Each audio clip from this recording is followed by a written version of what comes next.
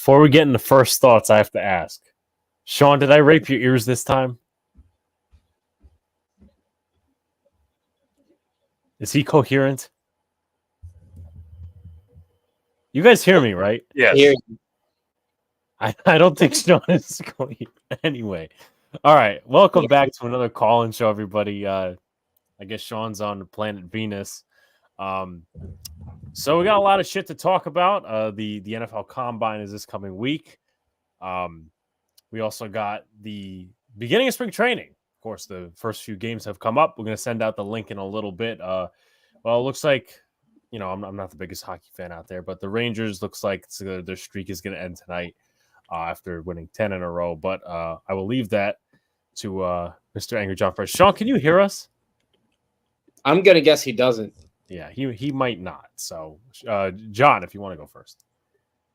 What up, y'all? What up, y'all? It's been this is actually the first call-in show I get to do of this year. I wasn't on last month, but nevertheless, we got obviously Rangers hockey right now, and looks like their winning streak is going to be snapped. The Knicks obviously losing a tough one yesterday to Boston. We got NFL offseason just about, I want to say about 2 weeks away, maybe a little more than 2 weeks. Well, let's see. We got 2 Mondays. So we got this Monday, we got next Monday, and then that Monday is March 11th, which is the tampering period. Yeah, the tampering period begins then. So we still got a little bit of time. Like we said, spring training's back. Started actually Thursday, but a lot of the teams began this weekend. No, the Yankees did. The Mets did. I know for Yankee fans, it was Juan Soto's Yankee debut. I know it's not the regular season, but first time he's suited up. Mets, they got their first spring training win today after losing one yesterday, but it's spring training, so we'll get to see some of these kids play. We'll get to see some new faces and new places, but nevertheless, what's up, Luca? How are you been? Doing okay. Obviously, we'll go into depth more of the Celtics victory over the Knicks tomorrow. Obviously, we could talk about today. Obviously, you mentioned the Rangers, the Yankees split a split squad today, losing against the Phillies. They also beat the Jays. Rodon and Stroman their spring training debuts as of this year. So a lot to talk about. NFL offseason, we're just about 2 weeks away from free agency's tampering period, so that'll be fun to at least discuss a little bit. Yeah, of course. So what's up to everybody in the chat? We got Armin Nimmer, Knicks Nation, we got Miz, we got Jacob. And I think that's it for the chat. But of course, share out, hit the like button, comment, and subscribe to all the good stuff. The link is in the chat. Nimmer says he can't wait for the Knicks to beat the Pistons tomorrow. So that's interesting. Now, I have a question. I think I know the answer to this one. John, you have not been on here, I think, since Kodai Senga got hurt. Am I right with that? No, that is not true because I did the Knicks game. Thursday. You got Thursday. Okay, so it must have been like with me then. All right. So yeah, I mean, okay. I was just making sure. He's up to scrub zero. Did you want to ask me about it? Yeah, sure. Well, I'm not overly dramatic. Overly dramatic. I think he's just gonna miss a month. Because what they're saying it's his. I forget how to say the exact injury, but it's pretty much his capsule in his right shoulder. And they're shutting him down about 3 weeks. He'll start a throwing program. So revamped, you could imagine about 6 weeks, right? Yeah. So you want to say around May, he'll probably be pitching for the New York Mets again. But again, like I actually wrote in an article, no frontline starters. And I already see Alex's clownery because he changed my Wait, what? I'm sorry, that was part of the old one I had. Yeah, I didn't change nothing. I'm sorry, I thought you not changed yet. To not part of the clown show. But that's right, I am not part of the clown show. But I'll welcome in Sean because he didn't Yeah, sorry, my StreamYard kind of bugged out. I was having problems with it earlier too when I was recording, but we're good now. Yeah, my question to Sean was before the first thoughts was, the last time you were on stream, you told me afterwards that, I quote unquote raped your ears with the intro. Did you feel that way now? No, because I was prepared this time. Okay. I was prepared this time, and I think that's what kind of screwed up my computer. Oh boy. But first thoughts, Sean. Just happy to be here. I mean, I'm just excited after today. We had for the Yankees 34 runs over the span of 3 games, which I mean, one of them we were shut out in, but 22-10 yesterday, 12-6 today. We're gonna ignore that other game, but I feel good about that. Had an exciting race to watch right before we got on, so I'm in a good mood today. John, I want to throw a guess your way, or at least something, right? Guest or guess? Well, I mean, not really a guess, but I'm going to give you a guess to something, right? Who do you think started in the Yankees' loss Today? Yeah. I'm being honest. I did not get to watch this. Good, that's better for the question. Better for the question, honestly. Okay. Was it Stroman? Yep. I swear to God, I did not know. I did not watch any Yankee spring training. I saw the highlights. I saw Soto's homer. I think yesterday I saw that kid Spencer Jones. He had a bomb. Yes, he did. I got to see both games because I'm in both markets. Technically, had the Phillies game up here too, so it was like a back and forth deal. Stroman had a clean first inning, so I don't know what happened in his second inning. I mean, he got through 1 out into the second, and he just couldn't get anybody out to save his life. He ended up giving up 3 runs, 2 under, and Oswald Peraza committed 2 errors. A lot of people were saying that the Peraza error kind of makes the stat line look worse than it is. But the Yankees, I don't think they excuse the fact, too, that the Yankees only had 1 hit in that whole game. So, yeah, like I said, I like to forget that game happened. I'll say this. What's really funny to me, I see everyone overreact on to spring training. I know. That's why I didn't even make much of it. I just thought it was funny. Like, it's just like so like in that, like I see it with Mets, I see it with the Yankee fans. I'm like, February 25th. We're spring training. Like, we are not even in March. Pitchers are pitching like an inning or 2, at most right now. So why are we even like overreacting? Like, I mean, it's cool to see some highlights out there. I know for example, Buto pitched pretty decent for the Mets today. I heard Alvarez hit a home run too. Alvarez hit a nice homer today. I got to see a little bit of Jet Williams today. So there was some of that, but I'm not overreacting to any players, stats. We're still facing minor leaguers here and there. So we're not we don't have to get the pom-poms out yet. Like I said, it's only February. We still got like another month until shit could change day. Shit could change. Can we show something before we get callers in? Oh God. I know what he's showing because I sent it to him. Sean, no, I think this was Armand who sent it in our chat. Oh, I didn't look at that one. I sent it to you in a different chat. Yes. Okay, so it's essentially the same clip, John. Yeah. Sean, if you haven't seen this, the rest of you, Frank the Tank's Frank the Tank was at the today's Devils game, and people were chanting, "What was it, Alex? Shut up, Frank!" And then he went after them angrily. Oh, really? I didn't hear about this. All right, let's see. Let me make sure I have my sound on. I do. All right, let's listen to Frank the Tank rage on other Devils fans. Landing! Fire, Landing! Fire, Landing!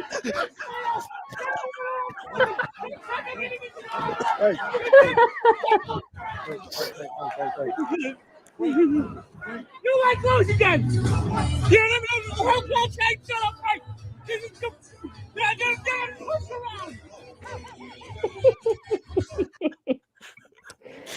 Why? Oh my God. I don't know anymore. What's up to Hey? What's up to Is in the chat? What's up to Hey Is and Vinny? What's up, Vinny? I did see videos after the Rangers beat the Devils the other day. Rangers fans, they were chanting "Let's go Rangers" in the stairways. There was that one Devils fan, probably one of the 12 that were in the crowd, screaming "First round exit." Okay. First round exit. I don't think the Devils even make the playoffs, but Yeah, they're having a down year. What's up to Mr. Jose in the building? But our first caller is he's his sidekick, Mr. Scrub Zero. I am not no sidekick. I work with him. I am not no sidekick, damn it. What's up, boys? What's up, Scrubs? Yeah, man. Been a while. How y'all? Living? Yeah. Yeah, because I saw your draft video yesterday. That's one thing I definitely did want to touch on. Because I don't know what I'm good with trading up. Okay. I'm like you. Like the draft picks. Like if you feel it's a guy you really want, get him. But I'm hesitant. There's only so much I'm willing to trade up, knowing that we have so many Of holes course. still. Yeah. No, I get your point. You're not. Listen, look. I told Li, who was in the comment section, who's a supporter. Sometimes he'll be in the chat here. He wants to trade for Justin Fields. I say absolutely not, and he wants to give up a second-round pick for him.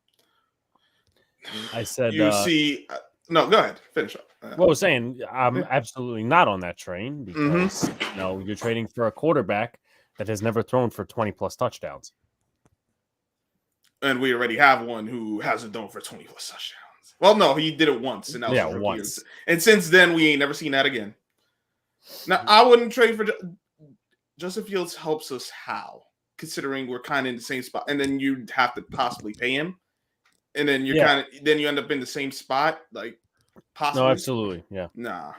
I mean, I said I was talking to one of our supporters, Brad. I'm like, you know what? If we're gonna tank Brian Dable's job, might as well trade for Zach Wilson. Like, I mean, that's I mean, if we just go give it up, like we go and get rid of it, yeah, that would be the play. Just give us Zach Wilson.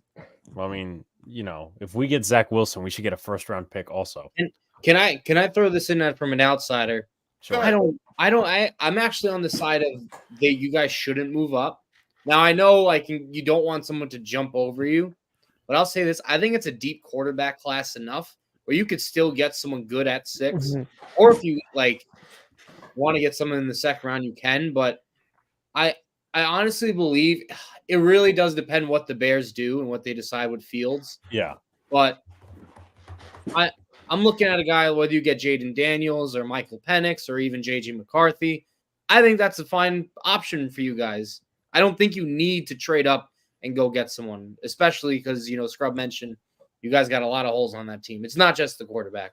No, I mean, I agree with you, but like my sentiment is, what if, let's just say 3 quarterbacks go before 6, and you wait till the second round, you don't trade up back in the first, and let's just say Las Vegas takes. I'm more in favor of doing that, trading back into the first round. If you guys want to see that, let's say a Michael Penix falls, right? You want to trade into like the mid to late 20s. Sure, go right ahead. That makes a whole lot of sense. Or whoever the guy is. I think you're more higher on Caleb Williams than me. I think we both kind of had the same sentiment on Drake May, although I'm not a huge fan. I love Jaden Daniels. I like Michael Penix a lot. I like JJ McCarthy. I'm not a Bo Nix fan, and no shocker, you're not either. I'm not, but I personally got no faith in Bo. I got no faith in Bo Nix. I wouldn't take him till like the 5th round. Well, I wouldn't take Drake May till at least the 3rd, me personally, but that's me. There's another guy who I'm much higher on than the rest of y'all, and that's Spencer Rattler. Well, I got. This is not biased because I got to interview him, but Spencer Rattler actually did impress me at the Senior Bowl. Like, he was the most consistent quarterback all week. So he was. I think he's got the most. I would like to see who he ends up with. I think he has the best arm talent from that group, at least. Yeah. Let's see what else we got. Penix either goes to Seattle or falls to the late second, early 3rd. I don't think he falls that far. I think I could see it. I hope it doesn't happen, but I could see him falling. I could too, because remember he does have an injury history, which is kind of hurting his draft stock as it is. I think possibly if he doesn't have the injury history and has more experience at Washington, he's like a guaranteed top 10 pick, maybe top 20.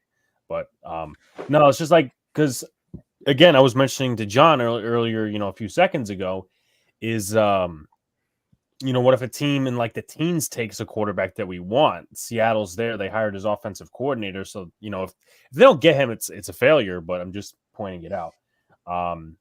Max wants Caleb Williams. Okay. I mean, I'm not opposed to Caleb Williams. I'm not a big Caleb Williams guy, to be honest. Well, I know I did. I think we all watched, or at least most of us watched that Notre Dame game. Of course. But even in general, you look at his whole season, and he struggled behind a bad offensive line. Now, I understand that's tough for any quarterback, but sir, I feel like if that's going to be his same problem going to whatever NFL team that could be, I can't see him succeeding.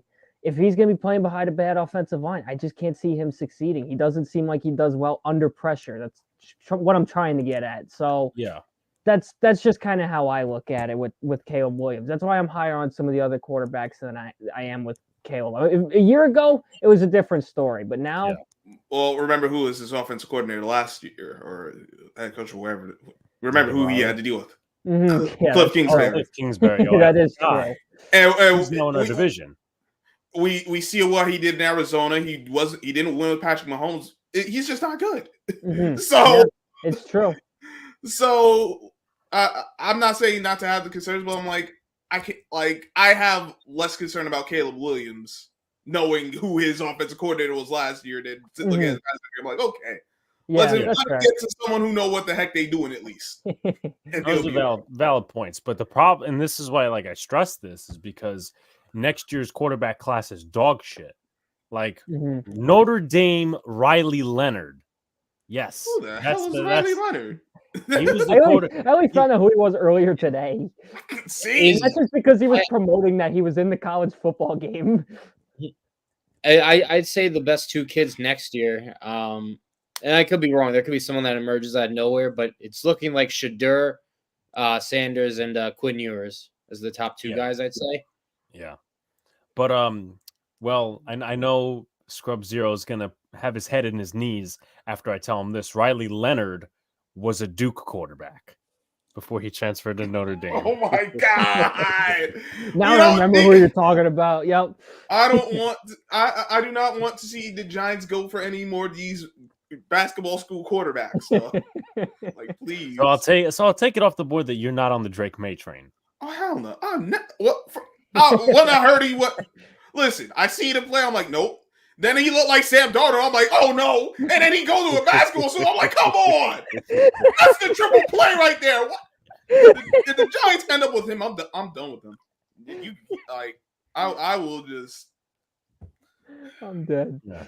Scrubs will. Now I wouldn't mind. Now if then Jaden Daniels, I don't know what New England's gonna do, but I wouldn't mind trading up for him, providing we don't have to give up. I wouldn't mind giving up a 1 and 2 twos. Okay. I'm willing to give up a 1 next year's 1 if we could get him. So what they want, apparently, according to Jeremiah, is 3 second-round picks. 2 this year, 1 next year. I mean, it is still early because remember, there might be other teams looking for that spot that might end up driving up the price. True. Just based on, hey, we got all these teams, they got better offers. We know you're closer, but you got to give us something a little more worth it. And then there's still the question of Chicago, like the expectations for them to take Caleb Williams. But if they actually trade out the pick, or even if they go with a Marvin Harrison, that changes the whole dynamic there too. Yeah, it only takes 1 pick to fuck up the entire draft. We say that right now. But also, I've talked about the possibility of trading up to 4.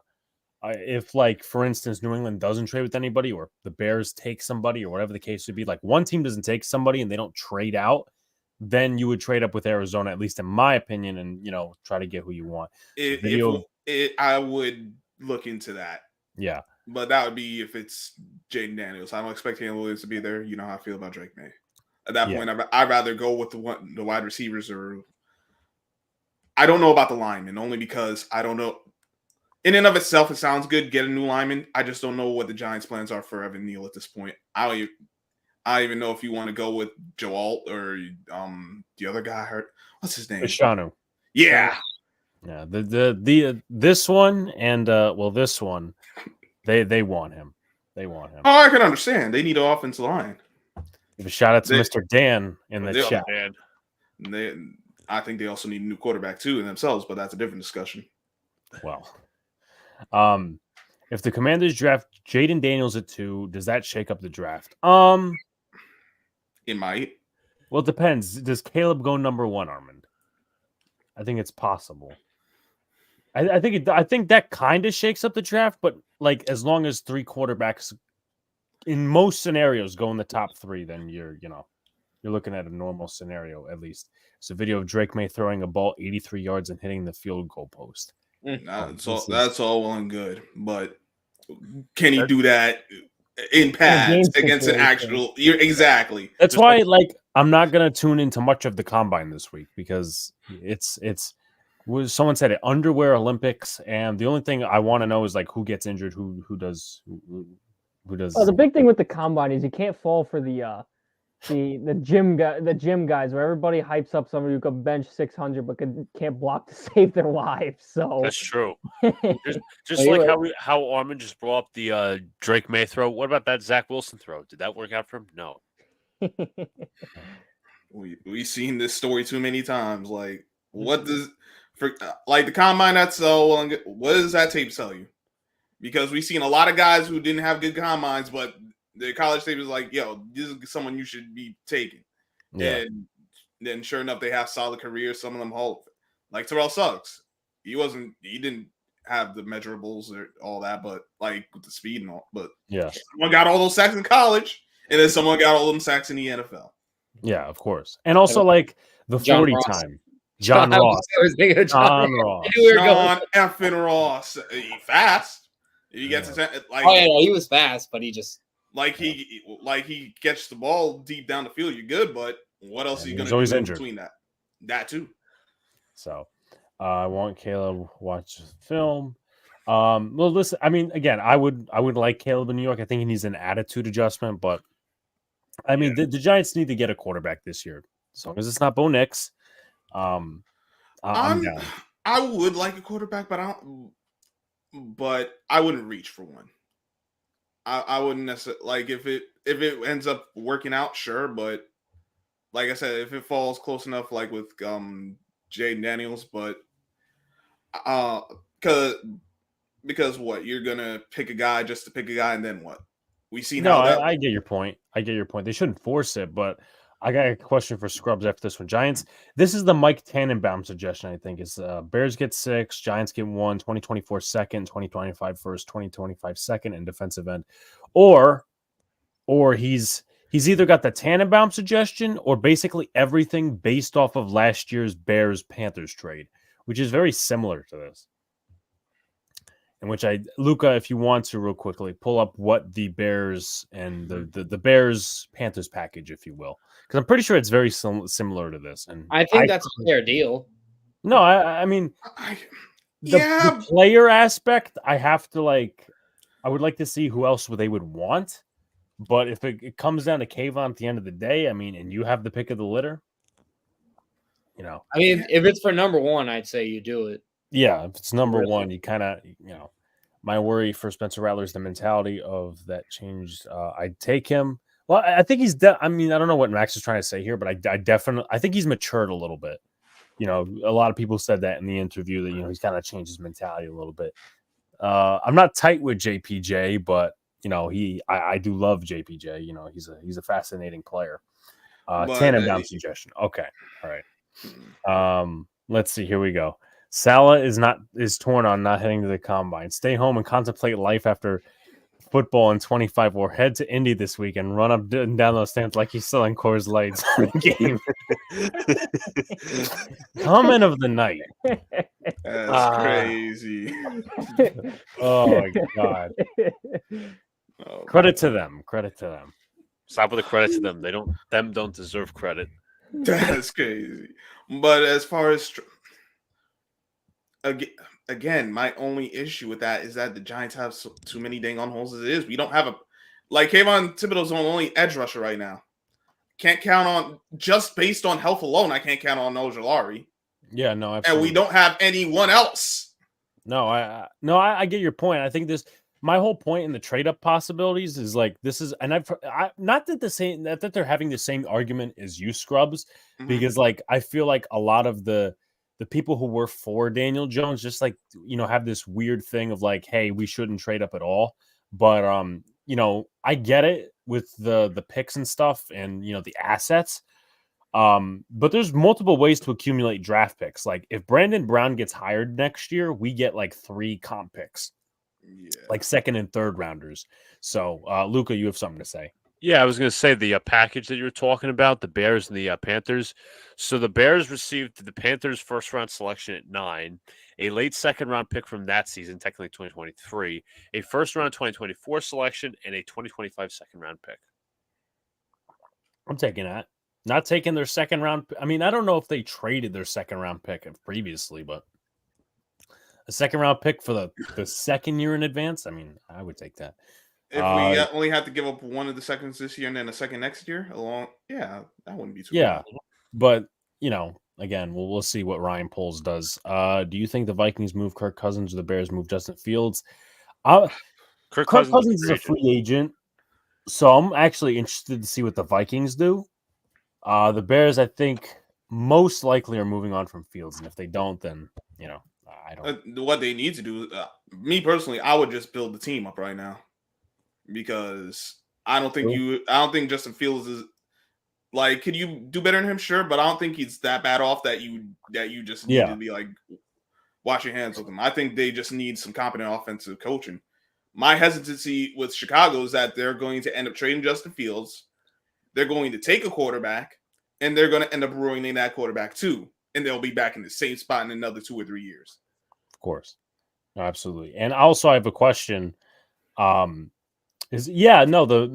link is pinned, so you can come on. I was about to say the link is pinned. It's up to Barbara in the chat because he sucks as head coach. Just have to clarify. He's talking about No, we understood what you meant. You didn't even have to clarify. Now, I've been debating this with myself for a little bit, and I have a feeling there's going to be some interesting answers. Oh, boy. Who's going to suck enough next year to have like a top 5 pick to select the quarterback like Shedeur Sanders? You're going to have to think of a really bad roster with a non-rookie quarterback. I said New England might. If they play the you're cards. assuming they don't take one. If they get left at the altar with Drake May, they just might. But then they wouldn't. They'd probably trade out the pick at that point. So, dang. You think the Jets would be that bad? No. No. If Rodgers gets hurt again, they just might. Oh yeah, true. That's if they don't find the backup. I think they'll just be around 500 if Rodgers stays healthy, so they won't be bad. I wouldn't be shocked if somehow they land in the top 10 because this is the Jets we're talking about. We know there's nothing good with this organization. John, what are you talking about? What do you mean if they land in the top 10? Like if they start out the streak, if they start out the season really cold, you forget, John. What do they do in November, December? They win the meaningless games. So they'll just be outside of the top 10, just like they fucked their chance at Joe Alt. So you're saying, Luca, I have to hope that the Jets play my Steelers early in the season so that we have a better chance to win? Is that what you're saying? Yes. I mean, you know what? Like, I know we've talked about, like, in private about possibly going out to Pittsburgh for that game, but you know what? My hopes are shot down for next year. Like, there's so much. Luca, let me preface this again because I don't think maybe you don't understand. I am not going to a single game this year. Not even a road game. Nope. No home. No Rome. I didn't go to one last year. I'm not going to one this year. Nope. Not doing it. I would look at it is I'd go to the road games just because at least you know the Jets ain't getting anything out of it, and it's a vacation kind of. Good. I hope they get a share of the money. I hope they get nothing. I hope they're miserable. I can't take it. I'm broke. I'm a broken Jets. I'm broken. Okay, I'm completely 100% broken. He's beaten down. Just like everybody talks about the free agents, right? The free agent wide receivers like Mike Evans. You know what's funny? I've heard so many rumors at this point, and none of them even like excite me. No. This not saying they're bad players; they just don't excite me. Of course, but the question you have to ask yourself, John, is like these people are mentioning Mike Evans, Calvin Ridley, Justin Jefferson being traded. I don't think that's going to happen. I love all those players. They just don't. I'm not excited. I can't get excited with this. This organization just takes any hope in good player. They literally brought a baseball bat over our heads last year and started beating the shit out of it. I'll tell you this much, as to John's point, who wants to come here? Shall I reiterate my uncle's famous quote? Please do for the chat, Sean. For those who don't know me, because I've been on here, a long time ago, and my uncle's a diehard Jet fan. Saw them win the Super Bowl. That's how diehard he is. He said you could put Jesus on the Jets, they'd still suck. And I feel like that becomes more and more true every year. I'm not even surprised that he said that. He must sound like a very smart man. He is a very smart man. No, I'm not going. I'm not. I like Armin's thing here. The food sucks. As Vinny said, the piss warm beer, the lukewarm hot dogs. I don't mind. Beer is warmer than your food. I don't mind. Oh, tell me that is a lie. Please tell me that is a lie. I've never had beer at MetLife, so I can't speak on that, but I will believe the people that have. It does suck. It does suck. That's depressing. Nevertheless, I'm not spending money on jerseys anymore. I'm not doing it. No food, no. Listen, it's your money. You have a right to. Dictate. I'll watch them on TV, but then again, you could lose in the first half. I'm changing the channel. I'm doing something better in my life. I'm not wasting. You know the Jets. Their motto is snatching defeat from the jaws of victory. Oh yeah, they did that plenty of times last year. Oh god. I'm supposed to not worry because Coach Sala has this all figured out. Yes, and the great Joe Douglas and the pathetic Woody Johnson. Are you talking about this, Rob Sala? Yeah. I call it the. They have that on a billboard outside MetLife. Oh yeah, the Mickey Mouse Clubhouse that plays at the garbage MetLife Stadium. It's all perfect. It all lines up. Is that? A trash fest playing at a trash stadium. It all works out. At least you can't even say at least you're having a good stadium experience because what the hell are you gonna do at MetLife? You know what? Thank you, Sean, for reminding me. I was looking at something today, right? And Caesars Superdome in New Orleans is getting $500 million worth of renovations. Yeah, I heard about that. And what is MetLife doing? Nothing. Because in the middle of nowhere in dirty Jersey. It's a dump. They play. Who ever heard of the Meadowlands prior to football? No, they play as they look, like crap. That's what it is. Well, don't worry. The Jets ain't alone in that right now. Listen, all I'm going to ask is the Europeans that come over for the World Cup, please don't think that's America. Please. And that is not New York. That's not New York either. Please. No, do not associate that with New York. That is strictly Jersey. That is dirty Jersey. Dirty. But and also that World Cup will be interesting because it's no longer gonna be just one team versus the other. It's turned into a triple threat because now it's the battle of team versus turf. But yep. I read somewhere they're supposed to be actually using grass for the yes, they're going to pull out the grass. Oh, they are? Okay, I didn't hear about that. They can't pull it out for the Giants of the Jets, no. Yeah, that's what I'm saying. Must be nice. Yeah. Broken kneecaps and torn ACLs. Scrubs, any final thoughts? I don't trust the Giants. Still left them Blue and your super chat question? Yes. It's up to Chris. $5 chat. Thank you, Chris.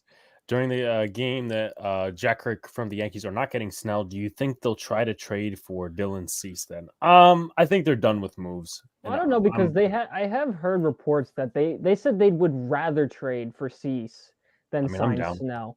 I don't think it's the worst addition in the world.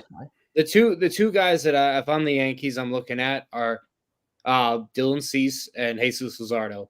But again, you already got lefties in your rotation, so getting a right-hander like Cease might make more sense.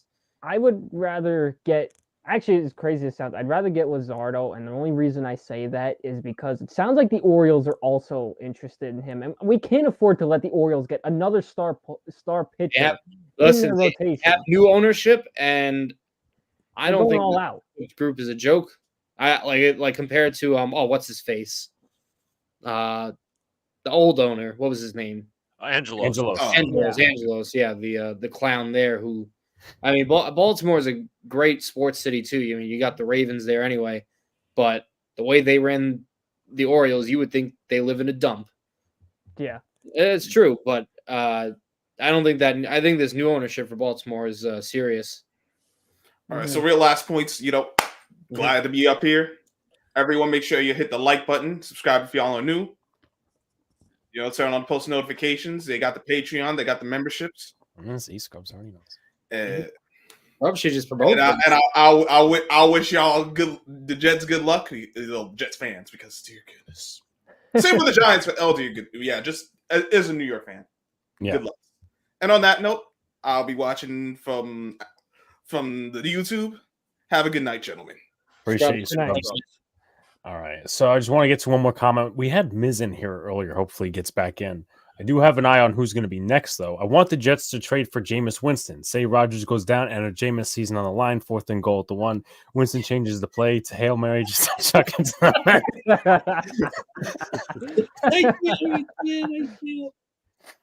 Oh, shit, that's funny. Tyrod Taylor's a free agent quarterback. Which quarterback can we get in free agency? I'm going to have a mock off-season video, and you'll find out which quarterback I think the Giants should get. New Orleans just built a new stadium. I don't think. Oh, I mean, I think they renamed it. I don't think it's. Yeah, they just renamed it out. Yeah, the Superdome is still there. As someone who's going to the final, the field will be better by then. I trust the Giants more if we get a quarterback. What's up to NYY Hulkamaniacs? Sorry, Woody, last night. I hope Salah, Hackett, and Douglas all move to the UK for the next 4 years. Great show. Scrub says he wouldn't wish going to the Jets on Jameis. This chat is hysterical. Yeah, we've had an awesome chat. But we have to introduce the fact that Sean is a Steelers fan because some may not know that. But let's bring on a Seahawks fan, Mr. Jose. Oh, my God. Hello, Sean. Nice to meet you. Nice to meet you. Funny story. A Steelers fan actually taught me everything I know about football. Oh, really? That's my. That's awesome. That's my third favorite team. Yeah, there you go.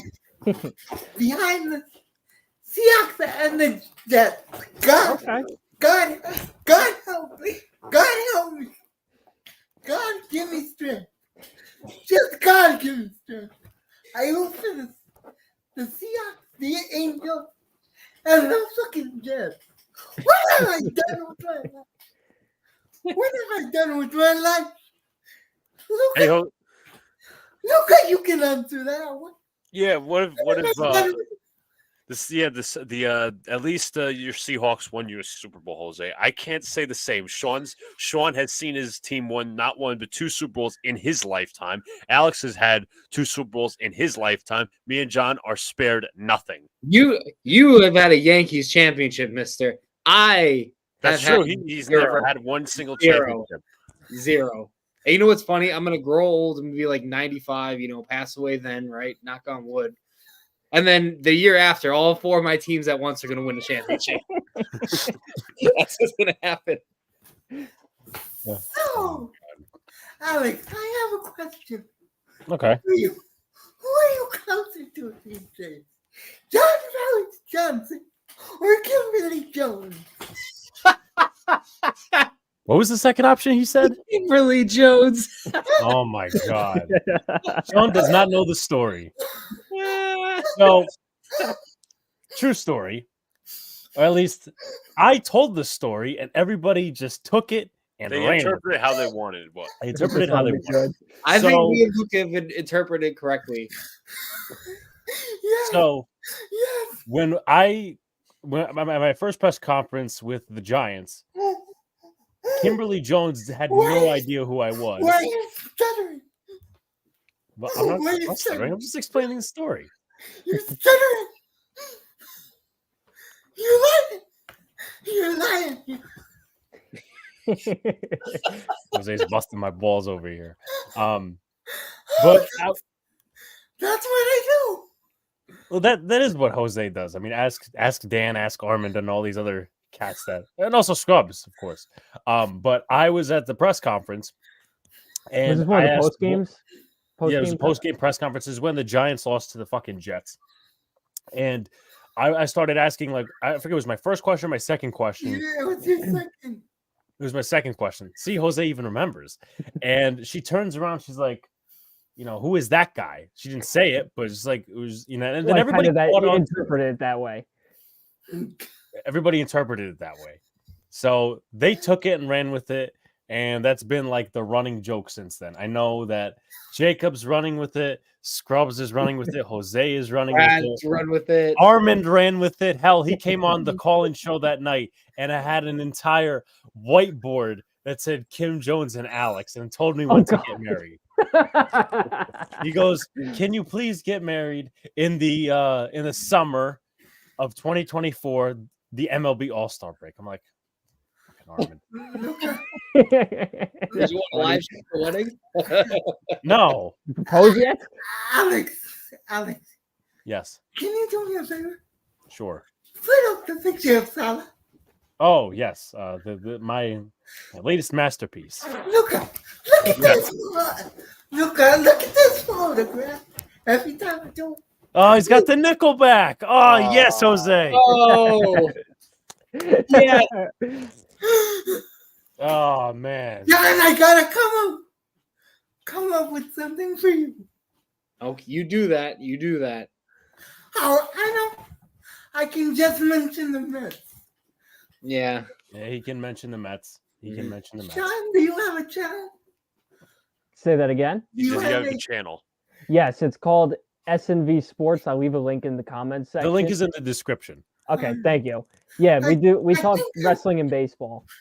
Oh yeah, I'm subscribed to it. Oh, thank you. Me and Vinny appreciate it. No problem. Anytime you want to collaborate, you see you work for a Mexican. Okay. Please. Oh, I'll definitely let you know. I have a- Dan, oh my god. What?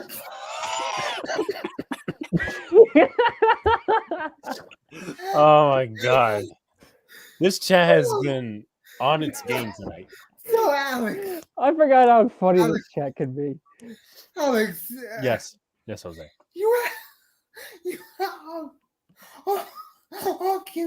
I'll give you 3 options.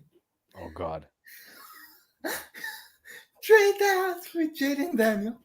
Trade the house for Jaden Daniels. Okay. Wait next year. Wait next year for Quinn Ewers. Okay. Why personally like better. Or wait next year in a hallway for Kim. He said trade for Kim, the third option. If nobody heard that, I'll trade the house for Jaden Daniels. I would wait a year for Quinn Ewers. You'd wait a year? You think the Giants will be that bad? It's the Giants. They'll beat out that regardless. Yeah, I forgot. That was the Jets. I forgot I put the That Yankees was thing the over. Jets. I And the forgot. Seahawks. The Seahawks have a top 15 pick They do, themselves. and they also got the offensive coordinator from Washington. So maybe Mhm. Penix. No, they don't.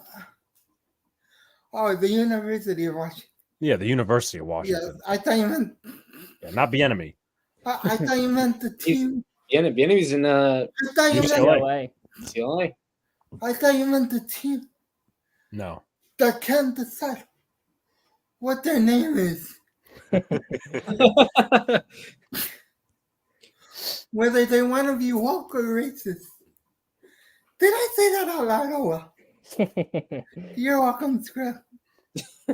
Hey, if we can re-sign them, you can have your second round pick. Leonard Williams. I'd rather take Leonard Williams over a second round pick. Alex, you've seen Leonard Williams play. Would you agree that he's worth the second round pick? It's hard for me to say yes. Really? I think he does a lot of dirty work inside the D line that Which is doesn't what- show up on the stat sheet, but Which is what the Seahawks need. true. At this point, we need linebackers and safeties that can actually tackle. Luca, you know what? Yeah, Mr. Jamal Adams, for some reason, has been putting on his Instagram story him in a Jets uniform. For the No, I Yes. say no. no, Go back. Go no, back. no Go takebacks. back.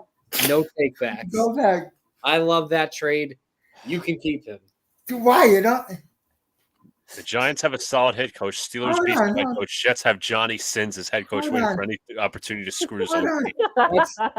Yeah, John. that's a diss on Johnny Sins. John. He'll do a better job than Salah. John, John. Yes, Jose. I'm John? sorry. Yes. You just made it mad. You want like me when I'm mad. So you like that Seahawks Jamal Adams trade? Well, it got you. Garrett Wilson was gonna leave in a year or two. Who? Garrett Wilson. Oh, Garrett Wilson. I hope not. I hope not. With what quarterback? That's a very good question. I've been saying that for 13 years. I know what. Who else? Who else did you guys get with us? Elijah Vera Tucker. Who spends more time in a rehab facility than Lamar Odom? Oh, That's funny. Did I say Lamar Odom? Shout out to my co-host, not my sidekick, my co-host, Scrub. Sidekick, how dare you? Sidekick. this is throwing him under the bus. You Alex, right now, you have 3 sidekicks, I have 3. including myself. Oh, so who's the odd man out then? I'm sorry, 4 sidekicks. We're sidekicks? Yeah, I got If 4. Scrub is a sidekick, F that. I'm not a sidekick. exactly. I'm a hero. Exactly. All right, so which one of you knows the most about baseball? Which one of us knows the most about baseball? Yeah. I mean, I would say we have all of us. All right, so how bad are my Angels gonna suck? Are we gonna suck like Paris Hilton or Kim Kardashian? Which one? Oh my god. Him and Dan have been like competing for like the comments of the night. Mhm. That- Jose, I'll give you this on your that is a unbiased, rhetorical question. unbiased opinion. I think the Angels are a bottom 10 team. Yes, I agree. I agree. Yeah. So we're gonna suck like Kim Kardashian. Yeah. Yeah. Fitting. It is they are in California. Yeah. And you know what? Even more fitting. I met both of them. I met both of them. In real life. This wasn't a dream. I have pictures with both of them. And they were both coming off their sex tapes. That I did not know. Luca, you've heard this. You've heard this story before. Huh? I might have. Oh, God. yes. They are both very nice women. Paris Hilton was more nicer than Kim Kardashian. That's all I'll say. Because I think that's all I'm allowed to say. Did I say? I'm trying to remember if I signed that NDA or not. Oh, no, I didn't. I was too young. Guys, any questions? Any questions? Right? I don't think we got any more questions. Well, I chat. People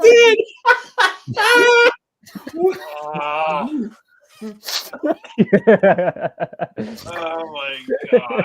Yeah, throw anything we had planned out. chat.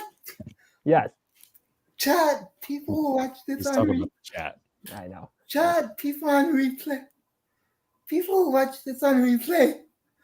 Like, comment, share, subscribe. Yes, sir. Join the All Patreon. right. then come to my channel, Jack Sports Talk, with Jose Rodriguez, Yes, sir. and sub up. Please get me to 700, We could get him to 700. Oh, we could definitely do that.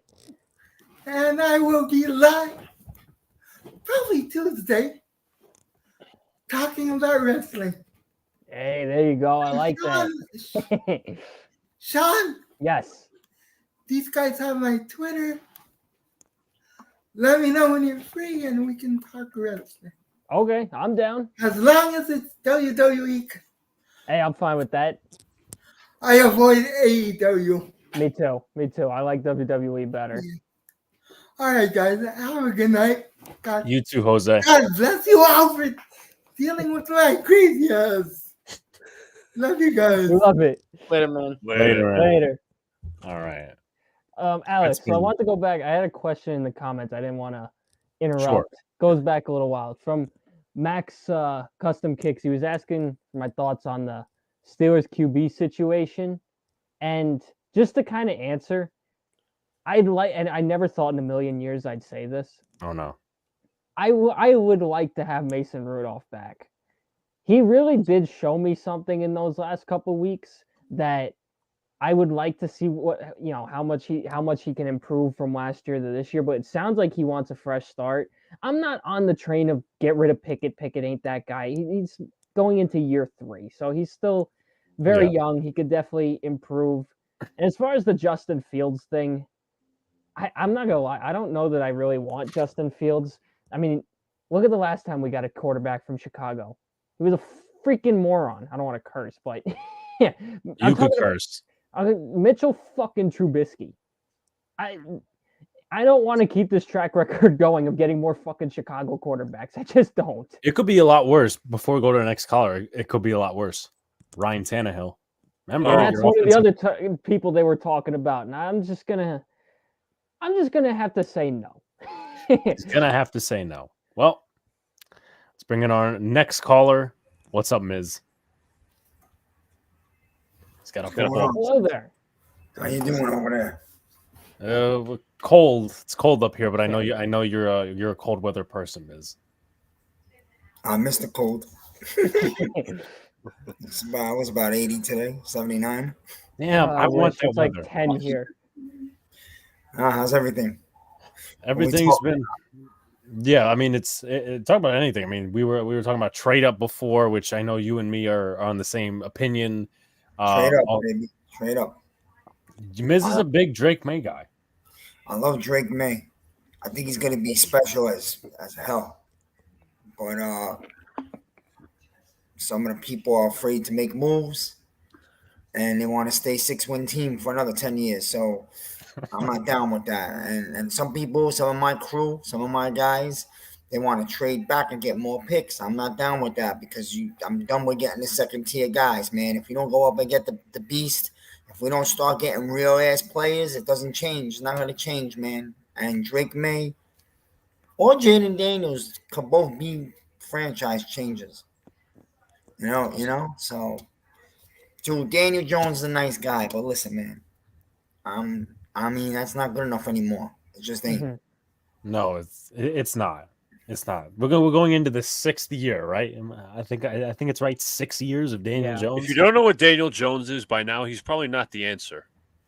He's not the answer. Exactly, man. You're going to 6th year, we still don't know what this guy is. And you know what that means? He's not it. That's all you need to know. Listen, I'm not gonna shit on a guy on the way out. I'm not gonna do that to the guy. I supported him. I like him. He's a good guy. He works hard. He's a gym rat. He tries, but dude, it was a reach when we reached for him. And the last 5 years have shown that. And the 1 year they made the playoffs, let's be honest, man, it was a smoke and mirror. Because you see what Dable had to do just to barely get them in. You know, and then the Vikings are a clown. So, I mean, the Giants beat them up. But then you played the Eagles and you got reality check where you got annihilated. So, my thing is this, man. Forget all that. There's other reasons, too. If they don't get their QB now and it's a bad year next year, they may never get a chance to draft a quarterback because they can all be fired in January. 100%. The fact that there's a 2-year out in Jones's contract tell me that Shane never wanted to sign him in the first place. He did it because Mara was loyal to Jones. Okay, so your owner wants you to do something. Your boss says do it. Okay, I'm gonna do it, but you also gotta let me do a little something for me. We're gonna do a 2-year out. It all makes sense, man. I think they're going to get their quarterback this draft, but again, you have to have a trade partner too, right? New England has to not want a quarterback. Yeah. That's a little hard for me to believe, but we'll see. Mm-hmm. So I have a question for the Giants fans here in the group, in the comment section as well. What's everybody's take on the whole Saquon Barkley situation? I hear different rumors every day, and this is just from the outsider's perspective as a Steelers fan. So I'm curious to know what your guys' thoughts is on his situation, if he's coming back, if he's going somewhere else. Because correct me if I'm wrong, they're not going to franchise tag him again? No, they're not franchising him again. Okay. So what's your guys' take on everything? I don't think it's healthy to bring him back, my opinion.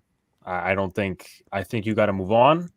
I'd rather again, this is where me and Mr. Miz are in lockstep. I'd rather re-sign McKinney because, I mean, maybe there's a limit to the money there, but what is he? He was born in 96, so he's 27, 28 years old.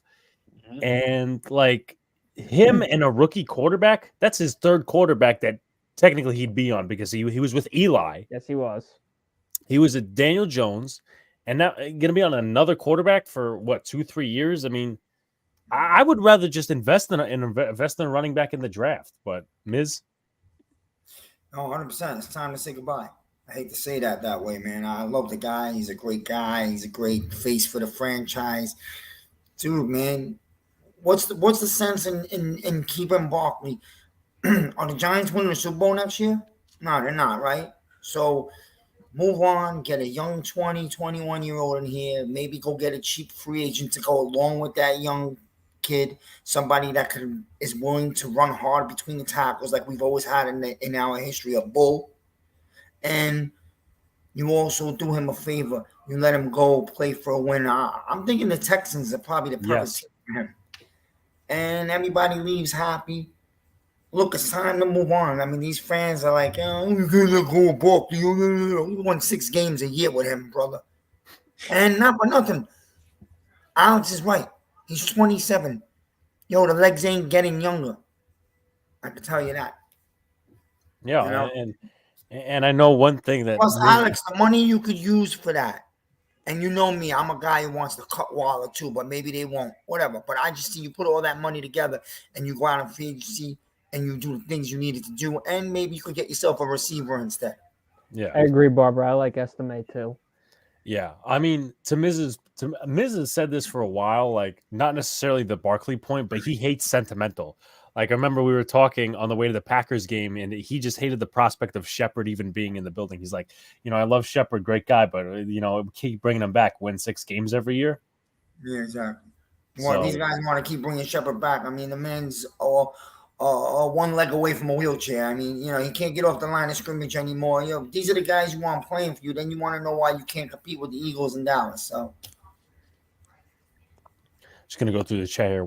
Daniels over May. I'd rather a dad bod can sling it 80 yards effortlessly and win me Super Bowls. Cough, cough. Patrick Mahomes, Drake May, or JJ McCarthy will be. I'm not against JJ McCarthy. I'm not. I agree with Walker, by the way.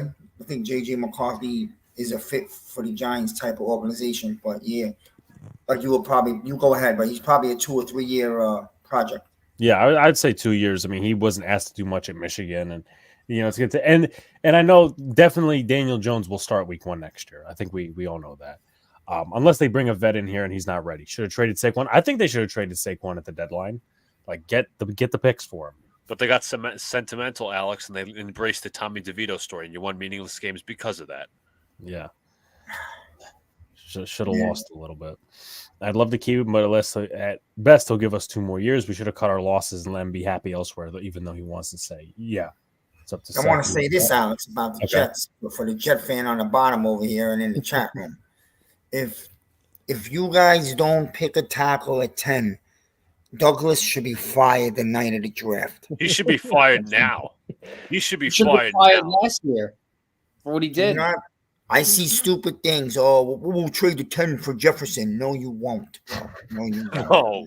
Do not Don't bite do the cheese. Don't be the Don't. mouse that got caught in the trap. Don't do it. And I believe that's all bullshit because I don't think the Vikings are going to trade him anyway. No, I don't No. think so either. But there are fans out there. They're like, "Oh, would you rather take?" Realistically, the first two tackles, Vashanu and Alt, are going to be gone. Notre Dame, I love Alt because I'm a Notre Dame fan and all that. But they were like, "Oh, would you rather take Bowers to be a weapon for Rodgers, who could be elite, or the third or fourth best tackle?" We need protection alongside Aaron Rodgers. That's the problem, and we've failed to address the offensive line year after year after year after year after year after year.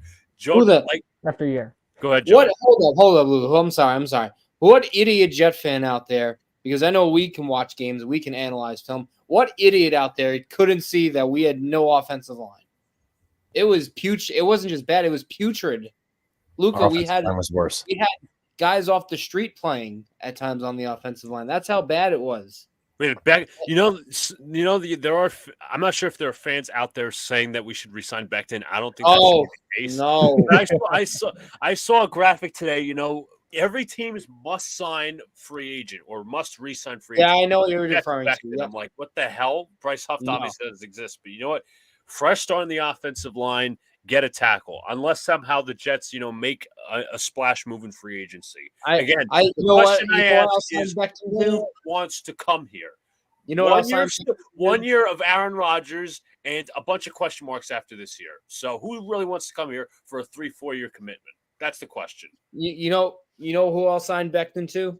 I'll sign him to work at Wawa. I'll sign him to work at Burger King, wherever he wants to work. Just I don't want to play in the New York Jets. You could bring back a Becton, but he can't be the starter. Oh no! I don't want him as a backup. Yeah, I hate his work ethic, and I think he's lazy. I think he's got eating issues. Let's be honest. And you knew that going in the draft night when they drafted him. He's enjoying New York a little too much. How do you come in like a little of this, a little of that? Exactly. I know it's his second year. He looks really out of shape and he gets hurt. You think he'd learn his lesson? He does the same thing next year. He did the exact same thing. He looked like a bowling ball with arms and legs. That's what he looked like. You want to know something? He reminds me of someone I hated the guy's guts the second we drafted him. Alex. Yep. I'm going, okay? And these guys, they're not all in on football. Mm-hmm. And Becton's a rounder version of him. But this guy, Tony, I called him a clown the night we drafted him. People hated me. They said, "Oh, it's a race," or I don't know what fucking people said. But afterwards, people would tell you, "You were right, man." Listen, man, I seen this clown from 10 miles away the night we drafted him.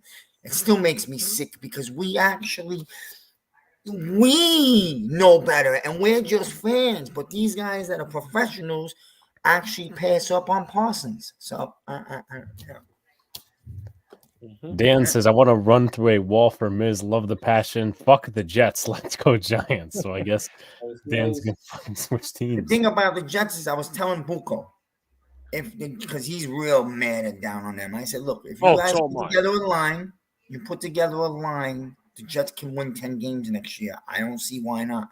They could be what they might have been this year. You're right, Miz. You have weapons. You have a defense. You just need like 2 good pieces on the O-line. Add 10, and Joe Alt might fall there because if there's a run on receivers and quarterbacks, you might get one of those 2 top tackles. I'm praying that happens. Plus, the Oregon State kid is also good, right? People like him. Fuaga.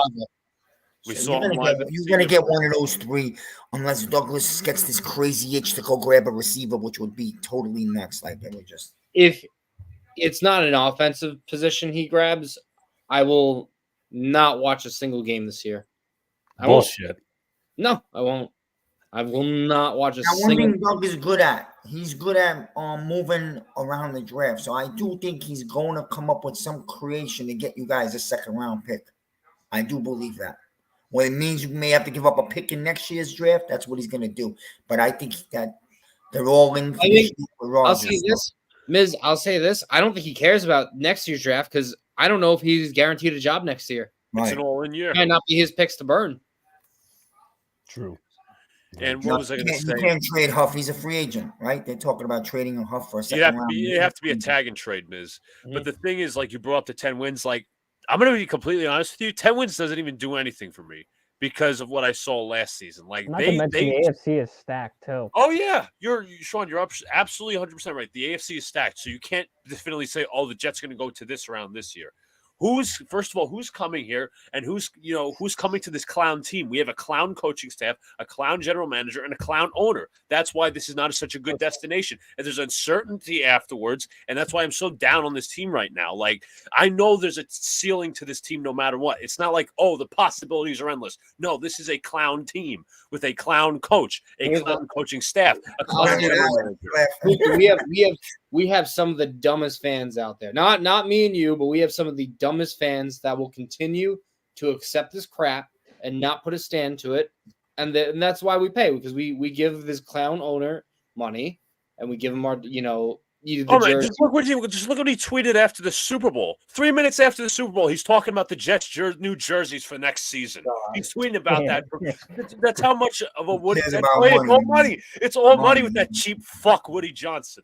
Well, and it doesn't help that you do have a lot of opposing fans taking over that stadium, and that money still goes to him because everybody's going there thinking, New York City vacation, why not? And people are getting Sean. I'll say this right now. I know season ticket holders.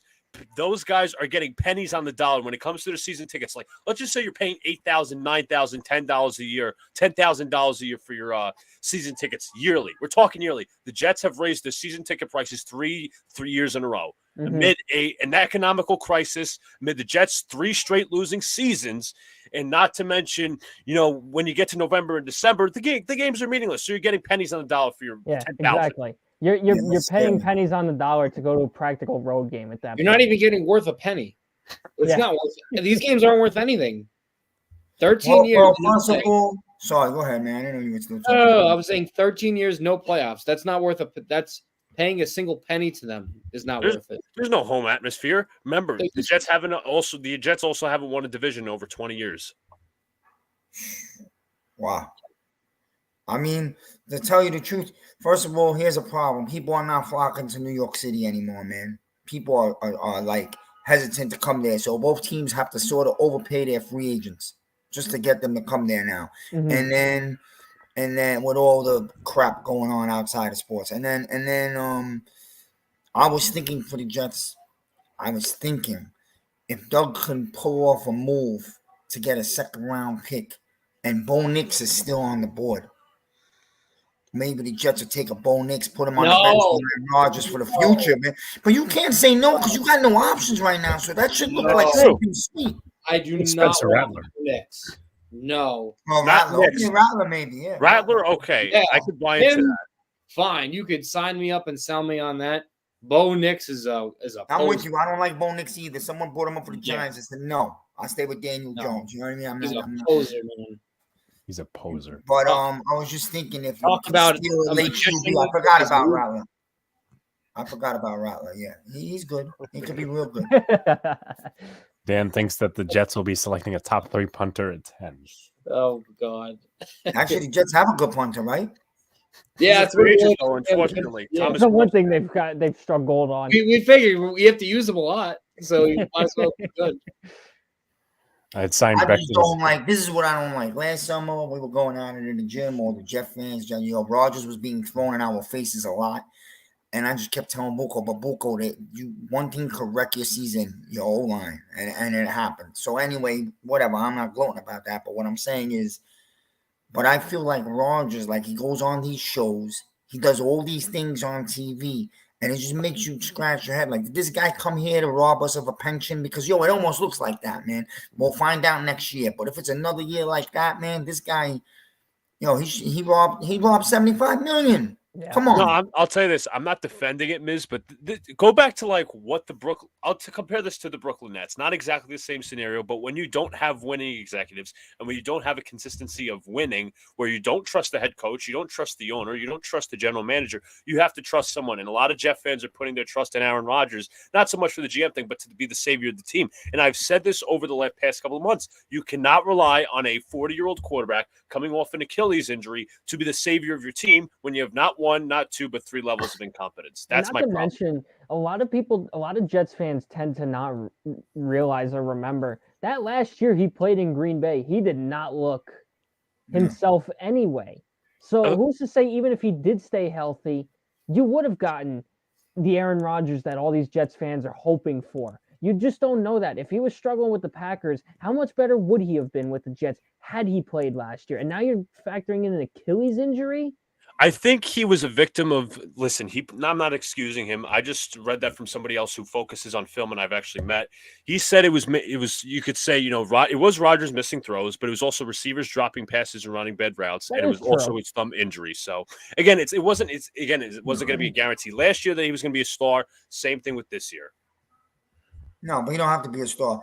The Jets would have been a real good team last year with Rodgers if he was healthy, because you didn't have to score too many points to win games. Your defense was nasty.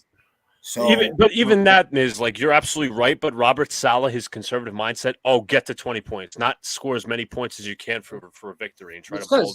because like you said, Robert Saleh is afraid of his own shadow. Seriously, if he was fighting his own shadow, his shadow would win. I think what you find out about Saleh is that he's a defensive guy. He's not a leader. Great rah guy for the kids on the team. Like, he will pump you up and flex his muscles and run up and down the stairs. But the thing is, he's not involved with the offense at all. He doesn't have That's his problem. Former quarterback or anything, and that's an issue, man. As a head coach, you have to have your hands in everything. He's a glorified cheerleader for this team. Glorified defensive coordinator. That's being too nice. Yeah, but I also think he took some things on the chin for the GM last year and the owner. That's fair. Oh, he did. No, he did. I give him credit for that. Give him credit. No, enough, because that's but he's awful in his own. He's awful with in-game adjustments. He is awful in terms of getting in guys' face. That's my biggest critique of him as a coach. Not getting in guys' faces and yelling at them. Another thing, he's horrible at time management. Oh my God, it is dreadful. He also can't answer for why his team loses. It's when his team loses, I got to go watch the tape. Give credit to the other team. He can never answer. Like, he exposed his own coaching staff last year. Remember, John, the last game of the season, right? He brings up that the mathematician screwed up the odds for Breece Hall, which he did not actually hit. I remember that. He made this organization look stupider than it actually is. Couldn't do simple math. Wait, so I got a question for the Jet fans, because I asked Buko this. What has to have, how many wins and forget how many wins. What do the Jets got to do for those guys to keep their jobs? Like, is it make the playoffs or at least win a playoff? No, it's at this point, for me, it's at least the AFC Championship. I agree with John. That's a lot, man. It's inexcusable. I mean, how many years of bad football are you going to put out there? But the problem is, Miz, the Jets have such low standards. If they barely make the playoffs with by an eyelash, Woody Johnson will give Saleh and Douglas extensions, in my opinion. Because at this point, Hank. Wait, what did Dan say? I would say win a game. You win a playoff game, they come back. Especially if Rodgers decides to play another year. So you keep everybody together for one more year. If they win a wild card game, they did something. Now you look to go for the far step the following year. This year should have been, but again, realistically, Miz, you're right. Get this year, man. It's a wash. You know that. You lost your QB on the fourth play of the season, man. But the problem is the Jets made excuses out of it. You're right. The Jets made excuses out of it and started Zach Wilson for most of the season, justified it. They literally paraded him around like a freaking like a really hot cheerleader when it's an ugly duckling on the fucking field. They literally paraded him around in the goddamn media writing articles. We're not going after Carson Wentz because we believe Zach Wilson has potential. We are not going after Joe Flacco because Zach Wilson has more potential. We are not going after Matt Ryan because Zach Wilson has more potential. You bet they were freaking writing those articles, man. It was a Jets PR job, typical, because this kid is so insecure. Or the organization is so insecure because they want good headlines and fucking ticket sales. You know what's funny about all this? And I'm going to combine this with the Giants. Hearing the conversations from everybody here, it's funny because for those who don't know, I live in the Philly sports market now. I live in Eastern Pennsylvania. It's funny because Eagles fans here, they're constantly bitching about how Hurts isn't the guy, Sirianni's got to go, this, that, and the other. I'm like, it took you to a freaking Super Bowl. I mean, I'm pretty sure right now the Jets and the Giants would kill for an opportunity Yes. just right now just to be near the Super Bowl. And right now the Eagles are talking about Eagles fans talking about blowing it up, getting rid of everybody, this, that, and the other thing. I get your thoughts on that just because, like I said, these Philly fans up here are so ungrateful. Yeah, Philly fans are mentally ill. You know, so I'll leave it at that, man. They're just different. That's a rare fan base. So Yeah. I don't know what they're complaining about. They win 12, 13 games. I don't know. I don't know. Yeah, they fell off I the don't wagon either. last year, but it's fine. They're still a good team, man. So I don't know. But Mike, your Steelers, you're a Steeler fan. Yes. I told someone today who was a Steeler fan. The Steelers are a real quarterback away. I contending, agree. man. I think coaching right now, I still have some questions about too. Yeah, I don't know. You got one of the best coaches in I football. agree. I'm not doubting that, but there are times, you know, especially when Dude, you could have Salah. Oh, I know that. Trust me, I know that. I'll trade. Where do I sign? Tomlin's great, man. No, I agree. No, what I'm trying to say is there's a lot of Steeler fans who are sick and tired of him that want change. And I don't think a lot of people realize just how good we do have it. Do I understand some concerns? Yes, I do understand. There's a lot of times it feels like they're unprepared, this, that, and the other thing. But again, there's so many teams, just like both your teams, Jets and Giants in this group chat, in this call, that would kill for a guy like Tomlin. So I agree. You know what? If Pickett can step up, I'll have faith in him again. I'm still concerned about Pickett. I am, but I don't think Fields is the answer. Especially that Arthur Smith, your offensive coordinator. I don't want to remind you. Why? Arthur Smith, that's the best we could do. I actually would love Fields for the Steelers. I think it's a great match. You don't like it. I don't know what the Pittsburgh fans are saying, but Steelers fans are very mixed on it. It's a very divided crowd. I don't know if the Steelers are the team that's going to be able to get that potential out of him the way, you know, that, and maybe another team could. I don't know. I just don't see it. Maybe it's just that I think Chicago's ruined him, you know, the same way Trubisky was already kind of bad. So I really can't say that, but I feel like Chicago might've done too much damage. What would it take to get a Fields? A second rounder? Third? A second round I'm not saying I want him for the Giants. I just want to know what the value is. Probably like second round max. A second and maybe like a fifth. Maybe. I'm just throwing it out there. Let me tell you, man.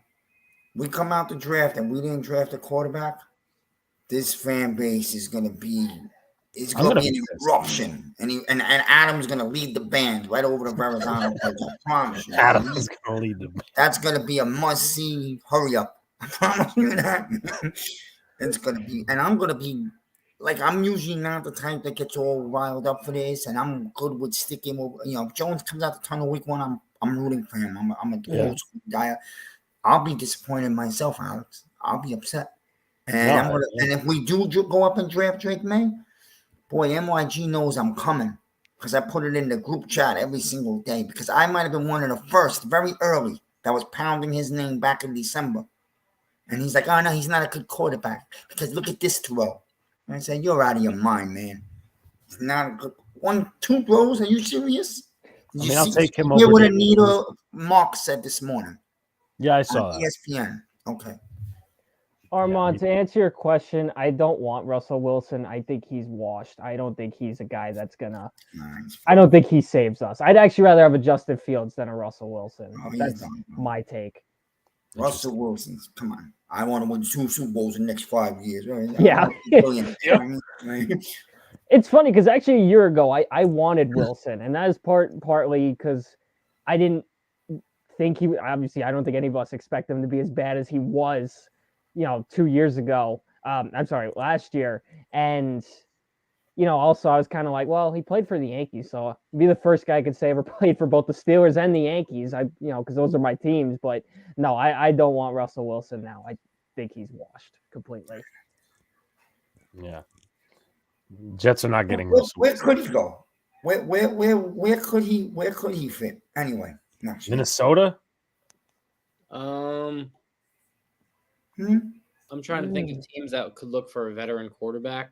Armand Armin says the says Falcons. I could see that. I could kind of see that. Yeah, you can't think of many teams, man. There's not a lot. I gotta go for him. Denver. Yeah. Well, possibly.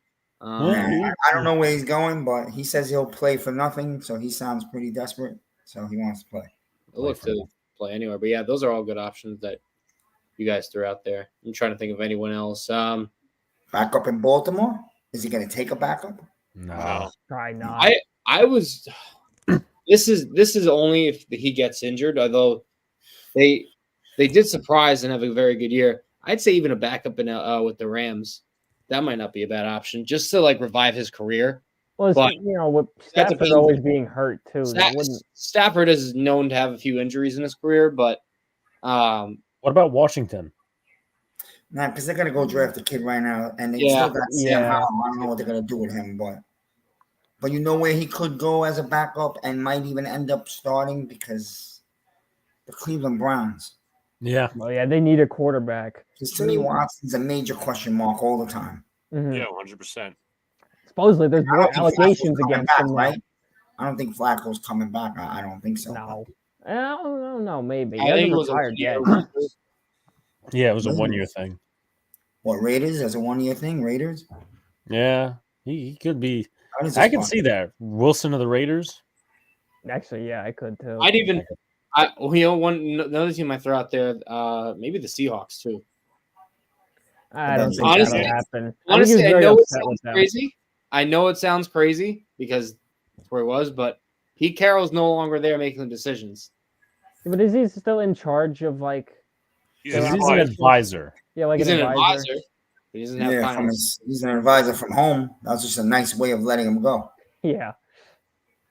But yeah, they would. I think for 1 year cheap. I mean, honestly, to bring him back and say, you know what? Hey, we miss you there here. Like, let's do it. Like, I don't know. Reunions for. Or watch another team. Seattle for Penix. Watch that. Oh yeah, that's a definite. That's been a big rumor. Yeah. Is Kyler Murray? Do we know anything about his situation with the Cardinals? Apparently via a source that me and Luca and John got over in Bama that this is his last year in Arizona. So you think he could go there back up for a year and then take over? If I don't know if he'll back up for a year. You know what? I could see them if they are next year and they have draft picks. I could see them trading up for like Shador, maybe. Yeah. Quinn Ewers, someone like that. That's also Neymar makes a good point. I could see him in New England if they choose to trade out of the 3 and they don't want a quarterback this year. I could see that as a 1 year thing. Russell Wilson, the Pats. Yeah, I mean he makes that team better than Mac Jones. So they just drafted a quarterback. So somebody actually pitched the idea to me of Mac Jones to the Steelers. I said absolutely not. Let's not go down that route, please. Mac Jones threw 2 picks against the Giants. Garbage. So earlier, you guys were saying who you thought would be. I was listening from outside. Who could be a team that would be number 1 next year to get the best quarterback? Right? You guys were talking about. Yeah, we were talking about that. I'd say Arizona's. I'm going to tell you right now the team that I think is going to be their number 1, and then we'll see in a year if I'm right. And I think they're going to do it again. It's going to be crazy, but I think the Carolina Panthers are going to be back up at number 1 again, or they're going to be up at number 1. Because they're not going to get any better. I agree. And I think they're going to be ready. And if this kid don't show anything, they're going to move on and get a quarterback like Arizona did twice. Mm-hmm. Wow. Yeah, Carolina, I think, is in for some very dark days ahead because I don't think Bryce Young is going to be that good. And quite frankly, with the way the ownership's running that team, I don't expect the Panthers to be out of the gutter anytime soon. It's worse than Woody Johnson. I do like their head coach. I think he can prove something. I do too. Yeah, we'll see. Dan says, I get hungry when I hear the name Kyle Murray being Italian. I immediately think of Antonino's calamari. Interesting one from Mr. Dan, as he's been all night. But yeah, that's it. Any final thoughts, Miz? No, not really, man. I want to I wish I could just shut off all the social media and just wait till draft night because you just get so caught up each day. There's a new bullshit story that sounds so great that you want to just go on and talk about it. But we just have to wait and see what happens. But I do feel for us anyway that I do feel Joe Shane has something cooking up his sleeve. I do, because I don't just look at it like out of hope. I look at the hints that have, that there's been several hints. So of course you always have to have the partner, but he's definitely trying to go up. And I think, and the guy I know that he loves, he's been to 7 of May's games. Like I said, Khalib is not for New York, man. He's just not. And Daniels is good. So I'm ready. I'm not with the other old school guys, man. I came out that box. I'm tired of this. It's not gonna get better, man. It's not. A guy has a neck, a knee. It's not even that, man. I went back and looked. Here's my problem with Jones. I got 2 problems with Jones. Number 1, he still holds the ball too long. Number 2, he still locks on to one side of the field. These are problems in the NFL that usually don't go away. So unless you get him in line where he's going to be able to have coffee back there, I don't know how this is going to get better. And plus, young, fresh blood can rejuvenate a franchise. We've seen it. Yeah. So that's how I feel. I don't know. No, I agree. I Thanks for agree. having me, guys. You guys are great. I'll be watching, all right? Appreciate you, And man. Good seeing you I again. had a Giants game with Alex. Yeah. It was great. And we won't Packers forget game. that crazy night. Of course, man. Appreciate you. Thank you. All right. How about we end it off with the inevitable duo? God. We got Armand. Oh God. There And we we got go. Afram. Oh, I thought he was gonna bring on Dan. I didn't even. Gentlemen, how's it going? Good. Oh my God, Armand. It's going well. A lot of hatred tonight. Well, you know that John and Luke always got to complain. What? I mean, Wow. we have a reason Shots to. fired. Yeah, we have a. I have the most of any reasons. I don't know about you, Alex, but Sure. I mean, John claims that his Mets are cursed because Senga's hurt. Just like he has. They are fucking cursed, believe Luca. that. They are cursed. I gotta deal with this bullshit again. People get hurt. I'll say this: the one thing I'll say that I don't think Mets fans, some of us realize, it's really just bad luck. The amount of injuries we have in like a spring training or before a season starts. But I'm a little more hopeful than years past because I really do believe in David Stearns. I think some of us don't understand how good he was in Milwaukee, and I think I listened to that interview he had with Ron Darling and excuse me, with Keith Hernandez and Gary Cohen today. For anyone that did catch any spring training action, and one of the things he said is, Was we're it not. Keith or was it Ron? Thought it was Ron. Maybe it was wrong. I'm sorry if I can't remember who did today. He's on vacation already. Keith, remember? Yeah, no, they brought that up. I thought that was funny. But they said they're going to go after the right player, not just the best player out there. And we were talking about this, I think, on Monday. Because it involved the Scott Boras free agents that were still out there because he represents all of those guys that were about pushing upper late 20s, mid 30s, right? And teams not wanting to give him lucrative contracts. I know someone got signed to, I think it was Bellinger, 3 years, Yeah. 80 million. Bellinger, 3 years, $80 million. He has opt-outs after the first 2 seasons. Right, yeah, right. But I'm not going into back to that. I'm just saying that, I think David Stearns can build a lot more from the farm system than most teams can. And he can get, we might see some guys that come out of nowhere and produce for us. Because that's what he did in Milwaukee. That's exactly what he did there. John, I'm going to ask you a bullpen question. Okay. They're probably at the start of the season not going to use Diaz like back-to-back days for saves. Who's the reliever that gets the first shot? Adam Ottavino. No. Stop calling him. I have a guy in mind. Go ahead and say yours and I'll. I think it's Fuji.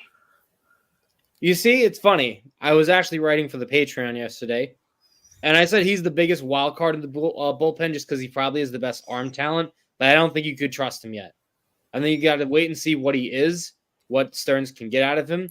I think the guy is Brooks Raley. I really liked him as a left-hander.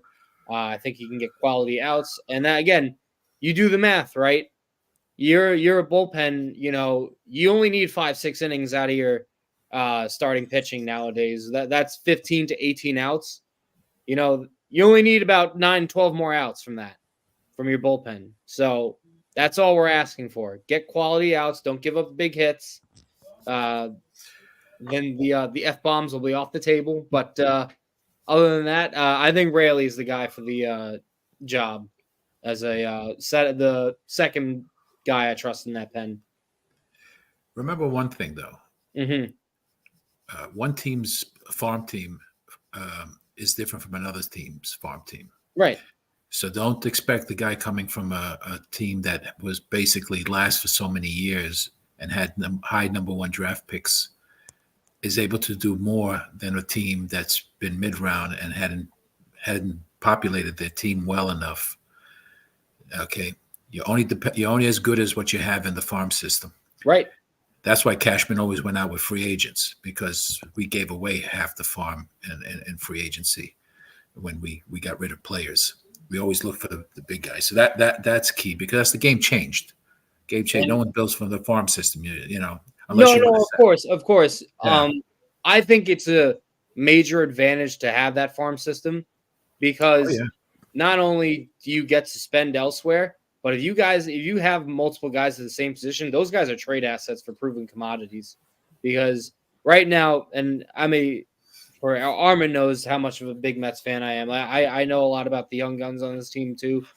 I like the kid Luis Angel Acuna, who could play short or second. Jet Williams is another shortstop. You actually got to see a little bit of him today. I believe he had a strikeout, a walk, and he stole a base. So Acuna played too today, right? Or what happened yesterday? Yeah, Acuna He came in for Lindor yesterday, got 3 outs in the same inning, Mm-hmm. and he played today's shortstop again. Okay. He did. Did you listen to Gary? What he believes?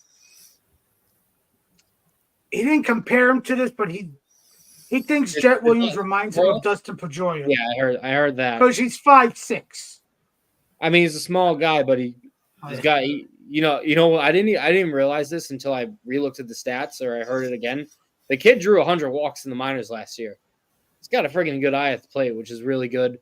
But you got those two down there. You got Parada behind the plate. You got Drew Gilbert, who nobody talks about, but he's a left-handed bat. I believe he was in the Verlander trade. Yes, it was him and Ryan Clifford. He mashed last year in the minors. And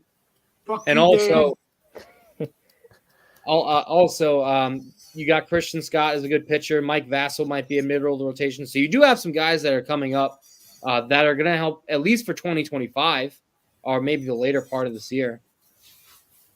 Out of Scott and Vassell, who do you think gets called up first to get a start or two this season? I don't know who gets called up first yet. I had to see how they do in the minors. But I think Christian Scott's got a higher ceiling. I think he's gonna, and most people might not agree with me if you really like baseball prospects, but I like Christian Scott's stuff better. I think he's gonna shoot up more prospect rankings. Okay, that's what I've been reading about. Is like people are really loving Scott as out of all of our pitchers in the system. Yep. He was really good in Binghamton last year. Now I want to get who the fuck is Colton Ingram? Yeah, there was someone brought that up in the chat. I'm like, who the hell is somebody talking about? But I guess they claimed him today off of waivers. He's a lefty. I am not sure. They probably claimed him because he could be in the minors. Probably. Thank you, Dan. Hope you're doing well. Yeah, he's throwing respect to everybody but Armin with the Rangers comment. Mind you, the schmuck called me out of nowhere this week. He knows about the show because I told him about it. See, Armin, everyone's doing their little bit to advertise, which is a great thing. Well, that's how Armin told me. He said he messaged me on Twitter. Or X, whatever you want to call it. Armin's are self-promoted. He does a good job. He does. ESPN bomb alert. And that's it. That is true with our group chat one night. And Armin for once is not alone in his wrestling light. He has Sean now. Yes.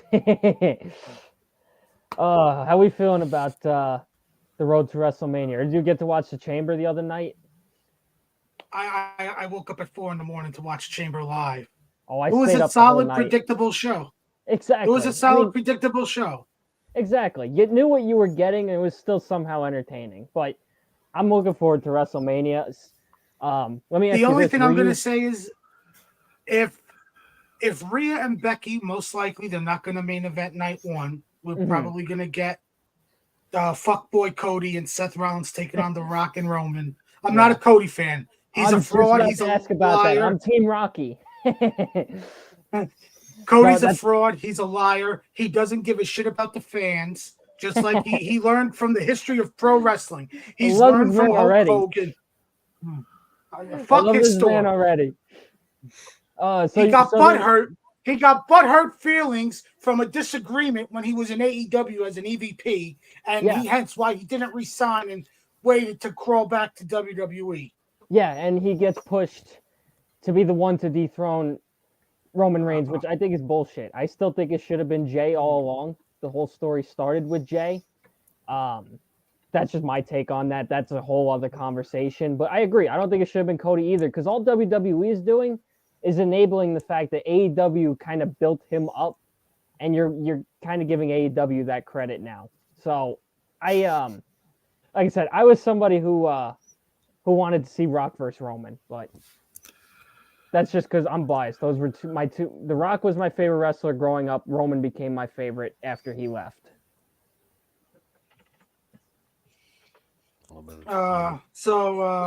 I was gonna say is, if they're not gonna have that match main event night one, Rhea and Becky, I thought what they should have did is let that main event Chamber. You had Rhea versus Nia main event it. Yeah. You could have easily had Rhea versus Becky main eventing Chamber. You could have had.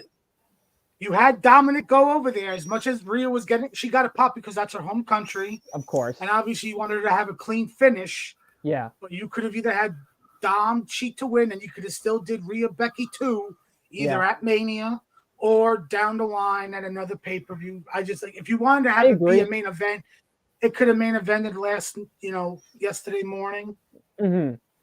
Yeah, I agree. Right now, McIntyre's my favorite. He's the best one right now on WWE TV.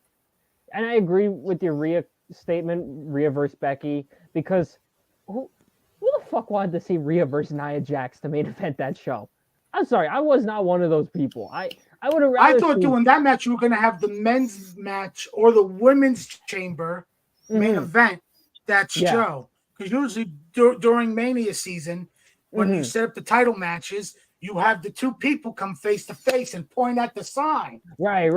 Like I was expecting Becky to come out afterwards. So did I. I think a lot of people did. But I agree with the other statement too, Drew. I wasn't a fan of how he won that match, but it made sense because it's set up for Randy Orton versus Logan Paul. I don't know why he's still there, but Kevin Owens wears boxers, Dan. I won't lie. Kevin Owens was funny during that whole match. He's banging his head off the pipes. Kevin Owens was entertaining. He reminded me of a good person. I've met him before. He actually knows me. If he sees me, did you see the video of him coming into the arena with the koala bear? Yeah, I did see that. Everybody's waiting for that KO koala shirt. I am too. That was amazing. So then the other thing I'll ask you then too is, how do you feel about this whole Jay versus Jimmy storyline going into WrestleMania? I'm looking forward to it. I think it's going to be a great story. I'm okay. I'm good with it. In one interview they said that they want that to be their retirement match. So I'm kind of surprised that they're doing it now. Like they said, when we retire, our match is me and him one-on-one at Mania. So I'm surprised they're doing it now. Yeah, but I don't think it'd be a retirement match now because they're still. No, it's not. That's why it surprised me. I thought you would get Solo versus Jay. And maybe you hold off Jimmy and Jay at SummerSlam. Oh, Dan. Fucking damn. Yeah, I agree, but nonetheless, I'm looking Bless you. forward to this WrestleMania. you. I'm still thinking about going, but nonetheless, I'm excited for it. The one thing I hate, and I know you're gonna agree, I hate the fact that Cody's probably going to win that match at WrestleMania. I really hope he doesn't. I don't think he is. I think they want Roman to surpass Hogan. What I am sick and tired of is Roman cheating to win, having Solo interfere. If you can we get a clean victory? Right. You had Solo get kicked out last year, and then he comes out at the end just and to he interfere. still helps him win. So you bring up a good point. Just have Roman beat Cody clean. So just so that I can write out, though. Fuck the story. Armand, you need your own channel at this point. You do need your wrestling channel. Yeah, you're so passionate about it. So you do bring up a good point though, because I can't. Sean's right now good, but wrestling fans are so toxic, fucking fickle. Last year they WWE Twitter's were screaming for Rock versus Roman, and now they're all fucking spread their legs like a whore for Cody versus Roman. And you know what though? I want to go back to something you just said, because you brought up an interesting point. You said you think Roman wins because they want him to pass Hogan. That's what I initially thought they were aiming for when Cody said, I want to fight you, just not at WrestleMania, so that The Rock would lose to Roman. We never got a clear answer of why he said that, and now he's backtracking it. We never got a clear answer. Yeah, no, and that's kind of what I was hoping for with the Grayson Waller effect, but that whole segment was a waste of time. I mean, all you had Not really. It wasn't a waste of time because look at what you got out of it. Well, You got Cody to challenge The Rock. You got Seth to announce that he's going to be medically cleared this week. Okay. Technically, supposedly Roman and Rock are going to be on this week's SmackDown. You could make the announcement on Raw. Grayson Waller and Austin Theory take on Cody and Seth on SmackDown to get revenge from what happened at Chamber. Yes. And then you could have that match, after that match, set up Rock and Roman night 1 versus Cody and Seth. Mm-hmm. Now, the one thing I was talking about this actually on my wrestling show earlier today is somebody proposed the idea of, and this is for the pro Cody people, that they do Rock versus Roman night 1 to open up. The winner gets Roman night 2. So, because you have to have The Rock wrestle at WrestleMania. Otherwise, his whole return is You mean Rock Cody night 1? Rock Cody night 1. Yeah, that's what I meant. I don't know. I mean, trying to look at that objectively. But if you do... See, I think they're doing the tag team match because Rock right now I'd rather can't see really that. take a long time, like time limit match, because he's probably still not in rust. That's why tagging be in and out, which is smart. So I think it's more the tag match than that. I think they do Cody Rock night SummerSlam. I'd be interested in that, especially. If you're gonna have Cody win, I've heard this. You have Rock help Cody, and Cody turns heel. Yes, because I've heard that too. Cody, now WWE has a bad faith with this. When their faces are champions, they get too stale, they get too boring, and the fans turn right away. You need to have if Cody is going to win, you have Rock help him. You basically do WrestleMania 17 when Vince helped Austin turn on The Rock, but now you have Rock be the Vince and Cody is the Austin. And he turns on everybody. I agree, because you know what? Right now, when Roman shows up every week, it's a huge deal. Because obviously it's not every week he's there. You need to have that same sort of effect for whoever it is that dethrones him, which is obviously, again, I think it's going to be Cody. If Cody wins, you need to have that same effect where you're going to get a big energy, if you will, every time he shows up. And that's going to be hard to continue because, like I said, right now, Roman and the bloodline, the story that we've been building up for 2.5 years, whatever it's been now, it's massive every time they're there. How can WWE keep that going post Roman Reigns story? And that's what I'm interested to see. And who do you add to it? Look at everybody look at who's been through that storyline. Sami Zayn. Look at the emotion he had last year. The Pac. I thought he was going to beat Roman in Chamber. I actually thought Drew was going to beat I thought Drew was gonna win at the Clash of the Castle match. So yeah, you're right. I didn't. I thought it was a possibility because it's overseas. But I'm Mhm. like, no, I'm like, and then like, okay, like, and then you look at how they did Solo at that time in NXT. Mhm. I'm like, they're getting Yeah. ready to call him up. I'm like, they're gonna put him with the Bloodline. Well, so my original thought, I think the original rumor was what was going to happen was Theory was going to cash in, and because Theory was only on Raw, it would just make it a WWE Championship match, not a match for both titles. In which case, that's how Drew would have taken the one title back to Raw. But I think WWE scrapped that plan. So. Fucking Dan.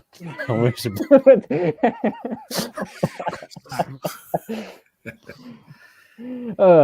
No, we kind of turned this into a WWE takeover. Yeah. Who was in the? Was it? I know. I mean, I go in a lot of Jet spaces because they're entertaining, but I don't know who he's specifically talking about here. But he's asking about Afram. Yeah, I don't even know whether is that on Twitter or is that It's on a Twitter space. Oh, okay. But Vinny and Raven do have a YouTube show. Yes, They do. usually If you go haven't Thursday already- nights at 8:30. Yes, definitely subscribe. If Vinny I wants did to not put know some- that. he's welcome to. You think wrestling fans are toxic? Have you ever spoken to curling diehards? I have. I've done curling. It's a hard sport. Really? Ooh. Yeah, that we did on an outing. Better impact on the business. Okay, well here's the question here for Armand. Who's more toxic, New York sports fans on Twitter or wrestling fans? I still say wrestling fans. Good night, Barbara Carroll. Wrestling fans, because like you would have to choose which sports team fan base is toxic. All right. I think a better question is who's more toxic, hockey fans on social media or wrestling fans? Oh yeah, all right. That's a better one. That is true. I'll still say wrestling fans. I think they're top of the chain. I really do. Oh, I didn't cry. I loved when Hogan turned heel at Bash at the Beach. I loved when Bobby the Brain Heenan said he could be the third man. And I'm like, son of a bitch, Ross. What's up to Brad in the chat? I think it's the first time. And the NWO had a bigger impact on the business. And my example my example would be Finn Balor when he was Prince Devitt and he made the Bullet Club, and that Fun blew fact. up worldwide. For that last comment you just showed, Alex, Cena versus Rock was actually the rivalry that made me a wrestling fan. I was about 8-9 years old when I first started watching, and my dad was always telling me stories about The Rock from the Attitude Era. So he always told me that was his favorite. So then when The Rock came back, that was What year was that? I was at WrestleMania 29. I walked out from my seat because I could give two shits about Rock Cena too. Well, yeah, that was a horrible match. That really was. That was so. That whole show was not great. I mean, the best That's match on the true. card that was Taker versus Punk, and Punk got hurt, and they really didn't have like a best match after he got hurt. Yeah, that's true. Mind you, I had an idea for that match. To get to that match, they should. I thought in January, I was talking with friends of mine back then.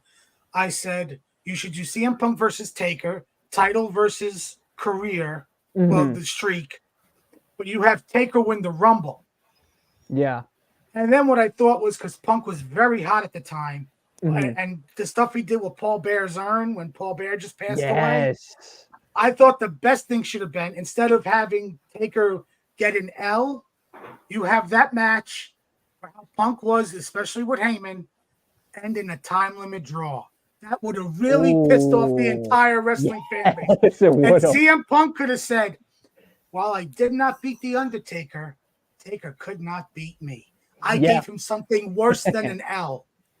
A draw. Yeah. No, that's interesting. I never thought about that. That I could imagine. Because you wouldn't put the title on Undertaker. No, you wouldn't have. But you're right. No, that is interesting. Oh, this one's interesting. Dan versus Joe Cat versus Armin triple threat match. Luca's guest referee. Who you got? Luca, I take Armin all the way. Look at my shirt. Godfather. Yes. You might have to. I might have to buy you off. What's So- you off? Here's the serious question here, and this for everybody. Main event night 2. Forget Roman, Cody, Rock, Roman. How about Alex versus Luca to main event night 2 of WrestleMania 40 down in Philadelphia, both wearing New York sports gear. Who wins? Or better question, do they make it out alive? Maybe Sean, throwing here's tomatoes. the question: What New York sports gear are they wearing? So Jets Luca versus would wear his Giants? Jets jersey because remember the Jets beat the Eagles for the very first time, so now the Eagles hate the Jets. And Alex goes in wearing his Giants gear. We need Luca to wear the Mickey Mouse ears for his entrance. You know, we got could one in the actually have match. that happen. You could actually have that happen in WWE 2K24. Oh, which no. comes out in That's 2 true. weeks. Oh no, Luca You just. might have just given me an idea when I hop on 2K later. Oh my God, what have we done? Have you looked at You any of chased the info Luca out. that's been getting released, Sean, due to the embargoes being lifted this past week each day? No, I haven't. So, Brock Lesnar, due to Oh. it being late, due to the game being late and the cycle be released, Mhm. they can't physically remove his files from Yeah. the game, but they made him the only mode he's up playable in is the showcase mode because I heard you're going to about have that. Lesnar versus Taker, the At Streak WrestleMania 30, and yeah. another match. That's the only mode you could play him in. Any other mode, Can't he is use not them. in. I heard. Can't. And So- also, what they John- did this It's year. Luca's entrance attire right here. I think John's comatose right now. Actually, here's a question for Alex and Luca. I'll start with Alex. Alex, Oh, what's your God. entrance song? What's your entrance song? Why not? Hell's Bells. Okay, all right, I like that. Luca, what's your entrance song? Fuck it. It'll be Something by Nickelback. no. I know Sean might not like this artist, but it's reminiscent from his childhood. I'll go Invincible with Machine Gun Kelly. Oh, all right, I see. where Fucking you're going. WrestleMania 28. Yeah, once in a lifetime. Well, to be And fair, then it would be a it once in a happened the lifetime following matchup. year, 29. Once in a lifetime, it happened second because it was in New York. Yeah. Apparently, Joe's gonna win that triple. You threat got match. Joe in the match because he's a cop, Dan.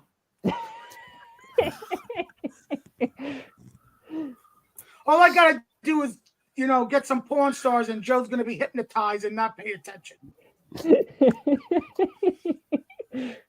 That one I agree with. Mine would be stronger than. Yeah, you can't assault it. You'd have to yes, get like I a can. license. You have to get maybe like a specialized license or something to physically assault. I don't know. Oh man. So let me get this straight. We got what 4 Yankee fans on the panel? Am I right with that? I'm a Yankee Said the- fan. Yeah. I'm a Yankee Yeah. fan. Oh, this is another good question before I head into that one. Armin, what's your finishing move? Ooh. Tiger Driver. I'd have to think about I'm just that. gonna Where drop would you I on go? your head. I'd have to think about that for mine. That's tough. Money shot. It's a money shot. Well, what was I gonna say? Because I know we usually talk about Jets with Afram. What are your thoughts on It's the okay. Yankees? Okay. Well, I'm Get just whatever saying. you want. Yeah, I mean, I'm just throwing it out there. What were your thoughts on, especially with Soto today? We'll see in regular season. These spring games don't mean anything. I want to see how this pitching staff stacks up because True. only one. Cole is the only one you can depend on. That's Yeah. true. The rest of very there's the true. rest of these guys. Nestor's good, but how long does he last? He hasn't. And Rondon, he's a hit or miss right now. You don't know if he's fully healed.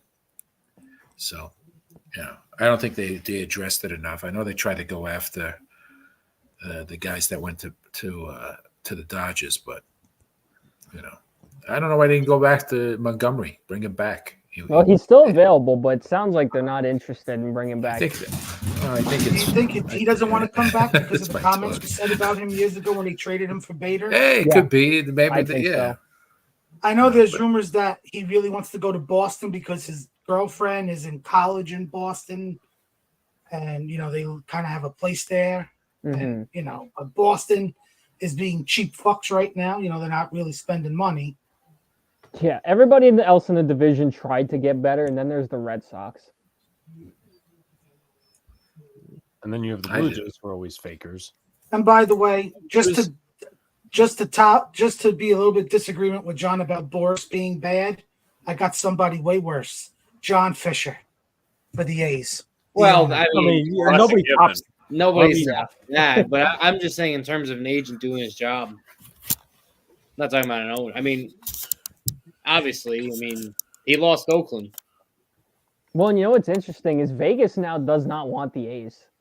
I don't know if y'all heard about that. It's Vegas such a mess of a situation. I don't even know what's going to happen there.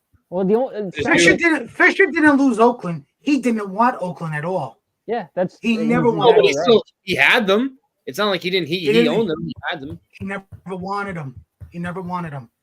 Yesterday, foul territory because there was like this fan fest in Oakland done by fans and stuff. Yeah, because the mayor was do it no more. No.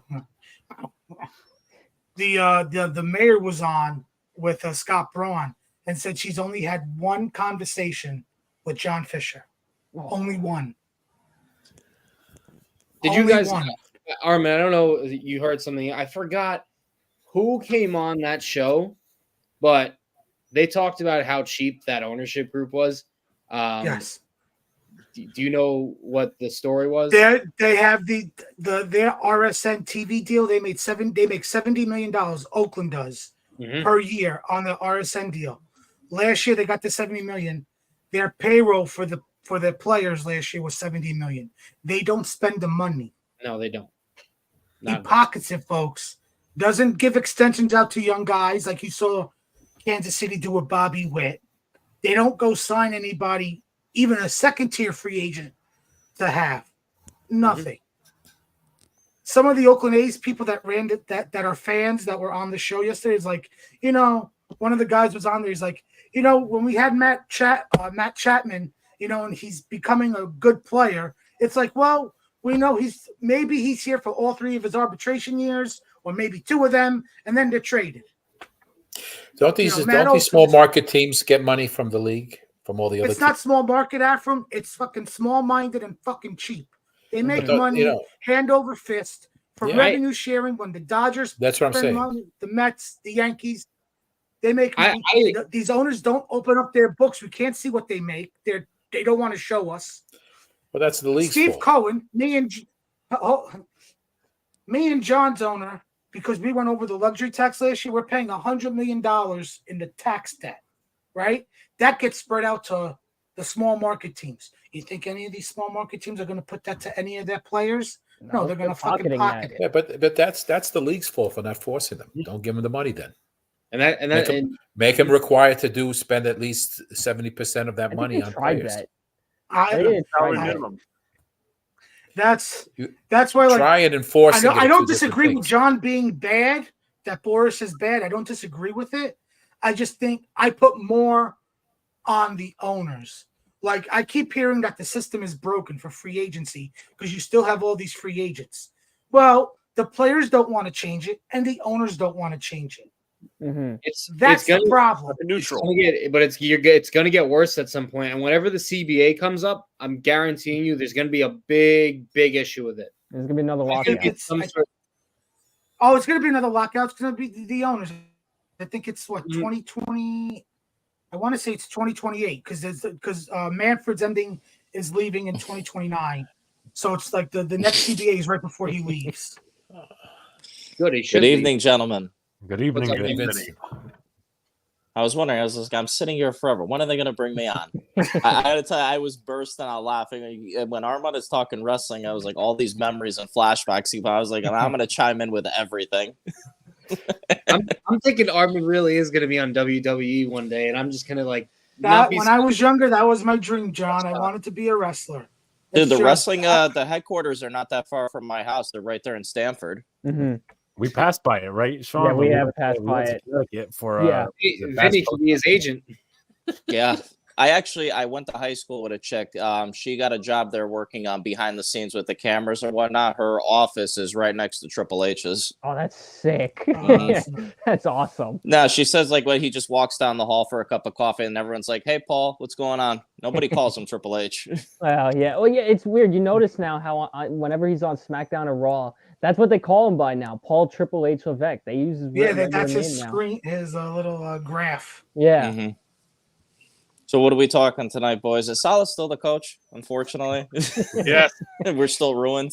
Vinny, we might have some more shows before he gets fired, and unfortunately, Dude, I'm pissed. I had to talk something to get my mind off the Rangers blowing their chance at the record tonight. I'm just like, Yeah. you have an opportunity to make history tonight, and you fall asleep against a bad Columbus team. Like, what Can the somebody fuck is look going up on? what team has that record of a winning streak, please? Well, that Well, was strictly Rangers winning Yeah, streak. for As winning. far as the all-time Oh. record, I don't know what it is. I believe was it Chicago? Is it No, 16? it's actually it's oh my god, it's Pittsburgh's in the 90s. I couldn't tell you. I have no idea. 17. 17 games. 17's the number. Pittsburgh had it in like I want to say 90 92. I want to say I know 92. during the Mario Lemieux days. I think it was like 93, 94, something like that. You're right. It's 93. Crazy. Well, John, you're kind of I would say fortunate that Li's not here because he's a Columbus Blue Jackets fan. So Yeah, Oh, man, okay. how do you become a fan of that team? That would be a good question to ask. It's one loss. His team's a bottom feeder, and I'm not too mad. We won 10 in a row before that. You can't win every game. It's and still But we all know choked away in the what's more process. important to John is not a 10-game winning streak. It's getting to the cup and winning it. that is Mhm. 100% true. It's how you finish. It's how you finish. Do you Yep. think they could, John? Do you think they could pull it off this year? I want to see this team after the trade deadline before I say that. I knew in 14 when they ran into LA, they weren't going to pull it off. I was hoping they would play the Blackhawks in that final, and once it was the Kings, I was like, yeah, now they're done. Yeah, no, you're right. It always depends on matchups. Yeah, well, they were bigger, faster, stronger at the time. It was unfortunate. It was like running into a buzzsaw because that was such a magical season. Yeah, I hope for another. I hope for another one. But there's a few guys out there because I'm really big into hockey. There's a few guys out there I'd like to acquire, but I don't know if they're going to do that yet. How ironic is it that Jonathan Quick is now our goalkeeper? Right after he beat us in 14. That's crazy. And you don't want to know something? Fun fact: he was born in Milford, not too far from me, just a few minutes away, and he went to school in Hamden. Oh, really? I didn't know he went to school. Mm-hmm. Did he grow up a Rangers fan quick, or was he? Yes, he did. Yes, he did. Like literally 10 minutes from where I'm at. That's pretty cool. Luca, credit to them. No, we don't need no credit to them. But Are we quoting Salah now again? Well, I was. why do we have to? We were talking about hockey for like a second. Alex is a clown. Hey, Alex you want to is let's all angry. positive jet stake. Positive jet stake. How much truth there is to this? 2 number 1 picks for Justin Jefferson. Bring him to the Jets. No, No, Why not? Why not? I'm not giving up the 10th pick. I would. It's an all-in year. Jobs are on the line. Offensive All line- in year. what- I don't. The think offensive Rodgers line in plays after free this agency year. is just interior. What are you doing with the tackles? I would bring in what's his name from the Patriots? Wenu? He just fired his agent, and he told teams that he has no agent. Michael O and the kid from KC, Donovan Smith. Oh no, Donovan Smith's too old. Dude, he just won a It's Super like Bowl. bringing. Patrick He's a- Mahomes won the fucking Super Bowl. Vinny, he's a walking holding penalty. What do you call our offensive line? Yeah, but like we're Let's like, sleep. We're not I call ours a hospital. we're not in And the position to chaos make fun of begins. a Super Bowl championship caliber offensive line. I'm sorry. Hey, listen, Man, it's fine. You'll get back to Yari. It's fine. no. I well, don't we want know Mark that. Story We know either. that. No. What if I Cam bet. Robinson gets released? With who? Cam Robinson. Cam Robinson from Jacksonville. I'm fine with that. I'm fine with that. I'd rather to protect our 41-year-old quarterback, I'd rather fix that problem in free agency than rely on a rookie to protect him. I really mean that. And if they stay put at 10 and he falls to 10, I would be all over Brock Bowers. The issue is they have more than one. It's not just one offensive lineman they need. They need a few. Yeah, I know. Yeah. They need about at least 3 starters. That's the issue. It's not like it's one guy can plug and play. They need like 3 or 4 guys on that line. Because garbage. I mean, I'll be so serious. I don't know anything. I don't know who's going to start a tackle because we don't have any starters currently, in my opinion. AVT, I don't know if he's healthy enough to. What happened? I was just about to ask. Do you move AVT to tackle? I don't. I would like to, but I don't know if he's going to be healthy enough. He's been hurt the past 2 seasons. I something I can't trust now. I think his arms are way too short to be playing tackle, and both times they put him out there to play tackle, he ended up getting hurt. You know, he was drafted to be a purebred offensive guard. Like, let him play guard. Honestly, like, I think 3 guys are coming back. AVT, Tippmann, and I don't want this to happen, but I expect it to happen. I think Tomlinson is still on this team next year. That's no.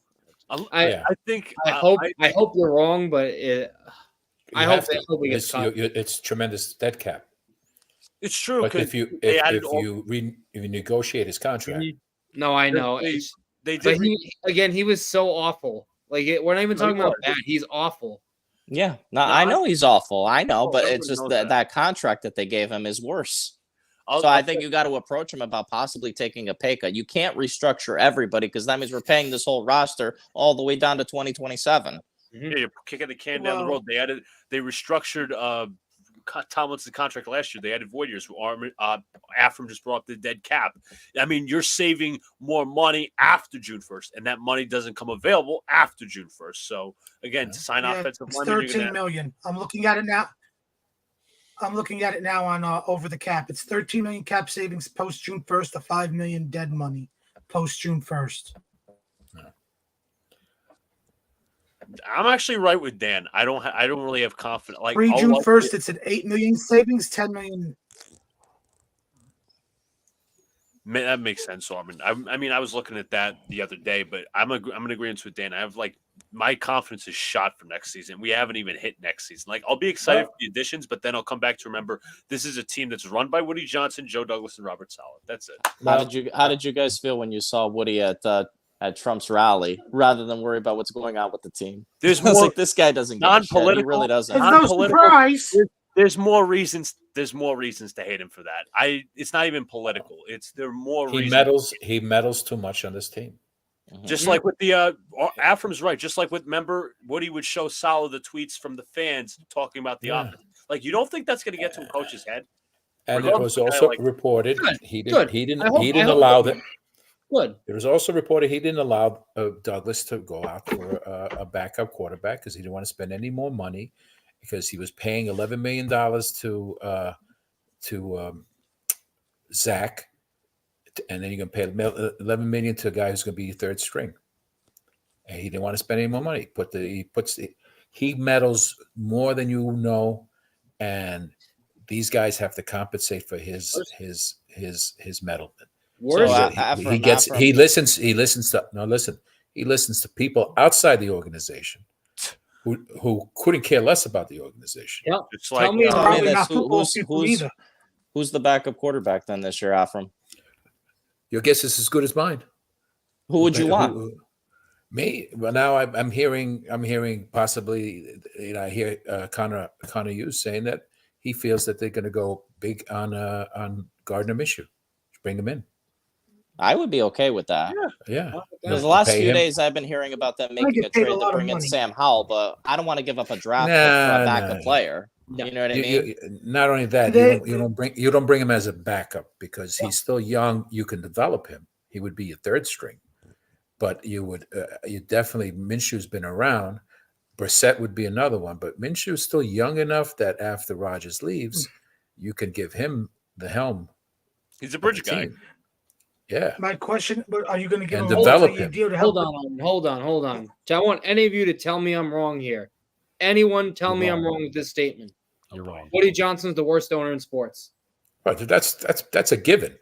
Yeah, that's a given. Okay. That's a given. You just got. I hope that at some point. The reason I say that, I hope at some point that he reads whatever those fans are saying. What they I hope it hurt. I know if he did care. I hope he still hasn't responded to me. That's I true. know. After Do you tweets see? every Do you see day. what I do? Wait, He do you see what I do responded to to? I Do hope you see what that I do to he his comes tweets to every his day? core. I want him like He upset. doesn't care. Do you see? Do you see Where what was I he do to after his the tweets season? every day? Yeah, Tell him to go fuck after him himself. as a point. Where was he after the season? He tweeted about jerseys. I cursed him out in Yeah. 13 different tweets. He didn't No, block. I look. I understand that. I'm saying because Afram brought up how he meddles, and I think it was Luca that said, "Oh, like he showed Salah the what the fans were Yeah, the saying." tweets about what the yeah. fans are saying about the offense. You, Well, I'm let sure me he tell showed you, all of it. I'm gonna put You- him second behind Fisher because You Fisher how just how could you? no, They have the no. longest playoff drought in professional sports. Enough fair. the said. guy doesn't spend money. How many times has Woody spent Woody money on Johnson players that doesn't. it's fair? Woody Johnson and John Fisher don't spend Really? money. Woody Icon. Johnson brought in Yeah, Brett but Favre. it's about Carmen, winning no, though. At some no, point, wins no. have to Johnson- matter. Hold on. Johnson's the reason. Johnson's the reason. Parcells left. Belichick didn't take the job. Yep. He meddles too much. He had a solid team going, building up with Mangini. Didn't let Mangini continue. Okay, he brought in Brett Favre because he brings in the player to make the big splash, and it never pays out. He never wants to. He makes bad decisions with his money. He's not cheap in certain areas, but he won't pay a coach big money. Oh yeah. Okay. I know you guys complain about the press conferences, but those are boilerplate answers that they force it on this guy to say. It has to be they have to paint a pretty picture, nothing negative. This is a Woody Johnson thing. Okay, because anytime any one of these guys get negative, he doesn't want to hear that. All right. Boo-hoo. After, did you ever see? I'm just telling you what I see. Oh, I can't blame the guy. The guy gets in front of the camera. I forget about them. His coaching is not what it should be, but I give it to him that he stands up there and he has to take the abuse from all these guys. Fair point. Fine. Okay, Well, only because he's told. No, I agree. They're in lockstep. I don't even think he wanted Zach Wilson. From my understanding, he wanted to stick with Darnold and build up the team. No, I don't believe that for a second. He's the owner of the team. The buck stops with him. If not he him. wanted Darnold, No. Salah. Oh, Salah and okay. JD. Okay. Wanted to stick with Sam and draft around him. I heard But Douglas wanted Rex Hogan, quarterback. Rex Hogan, and fuckboy that went to the Rams LaFleur got into Woody's ear and made them choose Zach You Wilson. think I wouldn't have taken those 3 first rounders from San Fran for that number 2 pick? You could have rebuilt the entire franchise. Are you kidding me? I would have hauled more from that. That's God knows ridiculous. what the thing. What? Who makes the call? Who wants that name on the lights? Let's go with Ephraim's hypothetical. We do that. Does Jamal still be on the team? No. Because remember, he's a crybaby. So you think they would have had 5 first rounders, the 3 from San Francisco, and then trading Jamal the following season for those 2. Jamal was going to leave here no matter what. He didn't want to be here anymore. He had enough. Yeah, that's true. He wasn't going to get paid. No. Okay. No. The money that he wanted Dallas. The money Seattle gave him was disgusting. He could go to Dallas now. He's statistically one of the worst safeties in the league right now. I don't want that dude back here for free. I don't want him back either. Fuck him. Him and Woody can go off a cliff. He would have to pay me in order for him to play. That's how bad he is. He's another one that was pushing for those new unis that we're finally getting away from. He wanted them, and look what a flop that was. So until this guy steps away from the team and lets the football people run the team, it's going to be the same thing.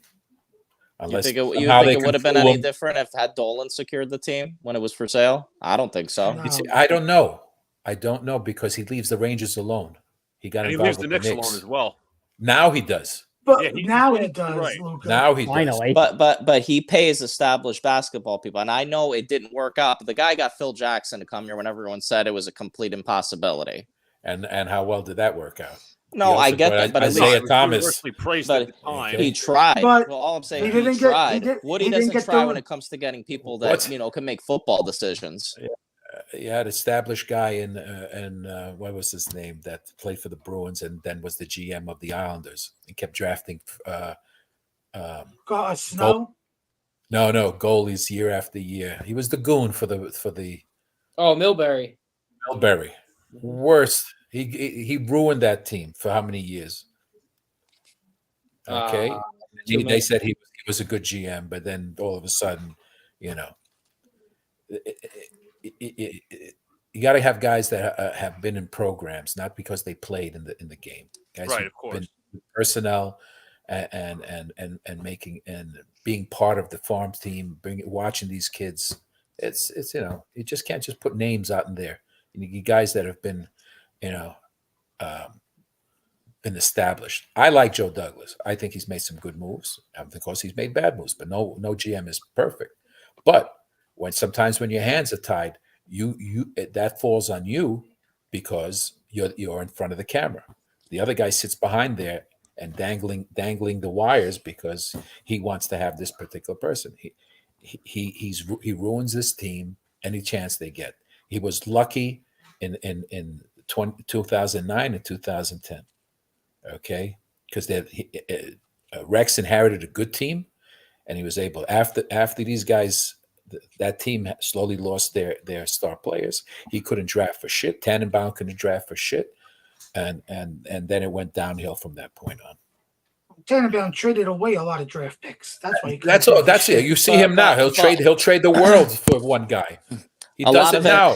A lot of it has to do with the meddling from the owner, like you said, Afram. Like, and just think about this: had they kept Rex and Tannenbaum together, and Joe and Evan have said this for years, I think they would have figured it out. The whole Brett Favre thing, Eric Mangini said it in an ESPN interview. They had a plan in place when Favre became available, and Woody told them, "Well, we should get Brett Favre."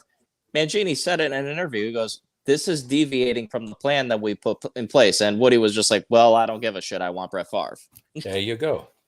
There you go. And Gene now, Mom can draft. I don't believe keeping Rex. I would have kept. I would have gotten a GM who knew how to draft talent. But Tannenbaum knew how to make deals, but he gave away a lot of shit, and he brought in a couple of players. But he remember when they hired Idzik. Idzik was the only one that said he. Idzik was the only one that kissed up and lied to fucking Woody that said he would be with Rex, and he didn't spend a dime in free agency with the cap space. Then he fired. Why did they hire Itzik? He was an accountant. They had a salary. There was nobody left. There was no. Look at that period. Everybody was hired. Nobody. I heard. Who are the other that they wanted to fire honestly. Rex. That they said that they wanted to bring in their own coach, and Woody wanted somebody to stick with Rex. Yeah, and Idzik was the only one. Yeah, he was just a numbers guy. That's all he knew how to do. But 12 picks, and he none of them in the team. Again, that's what happens when you, as Afram said, when you go outside the organization, when you go to a management firm, a Corn and Ferry for sports, which is Charlie Casserly and Ron Wolf. Fuck Casserly. Always somebody should outside. Be a wide receiver. And Charlie Casserly, the only reason he got involved is because he wanted to do a favor for his friend and Mike Tannenbaum and get him a job. I've read online rumors that people were involved with that Ron Wolf just sat in the office. Like, he did absolutely nothing. And Woody just sat by and let Casserly run amok in that search. Yeah. And then you got Chris Johnson taking phone calls from oh Jesus. Oh my God. Manning, right? Yeah. Never one call to jet retired Jets or make them part of the team. Okay. I think Mangold will be a nice part of this team as like a retired Jet. He wants to be on there. Woody won't do it. No, Woody don't care. Woody wants what he wants. Mangold's getting treated the way Charles Oakley gets treated by the Knicks. Yeah, basically. Yes, I guess similar, but up to a point, because he does that. He still does that show with what's his name on the Eric Allen. Eric Allen. Yeah. But listen,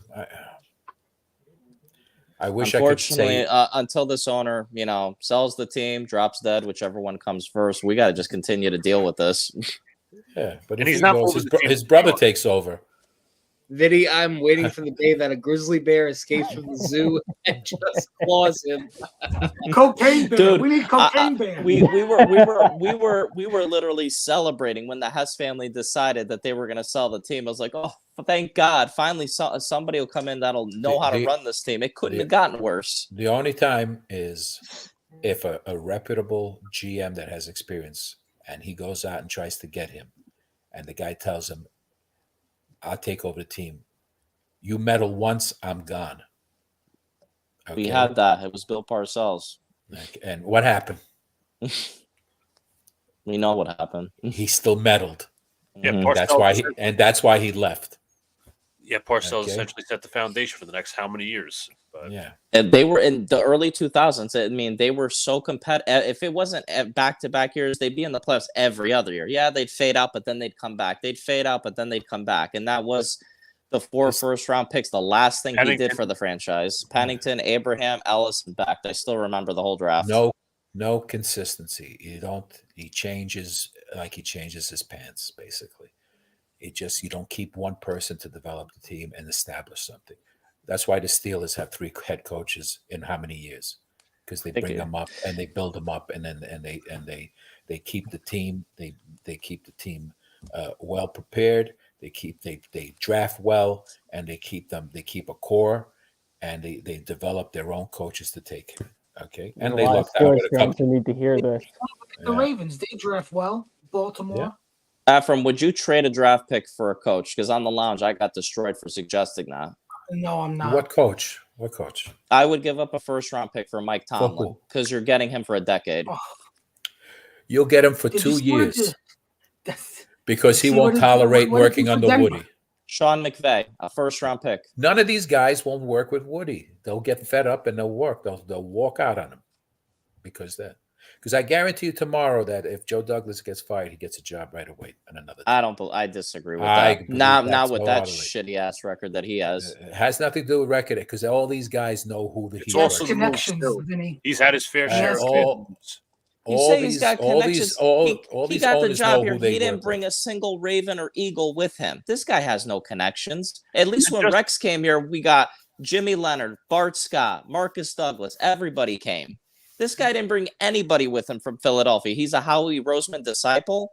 Come on. To be fair, I know Afrin brought this up in one of the before calling shows. Just because you come from a great organization doesn't mean you know how to win or build the draft properly or do any of that. I'm not saying everything is Douglas's fault, but you know what? The record stands for itself when it comes to him hiring the head coach and all of that.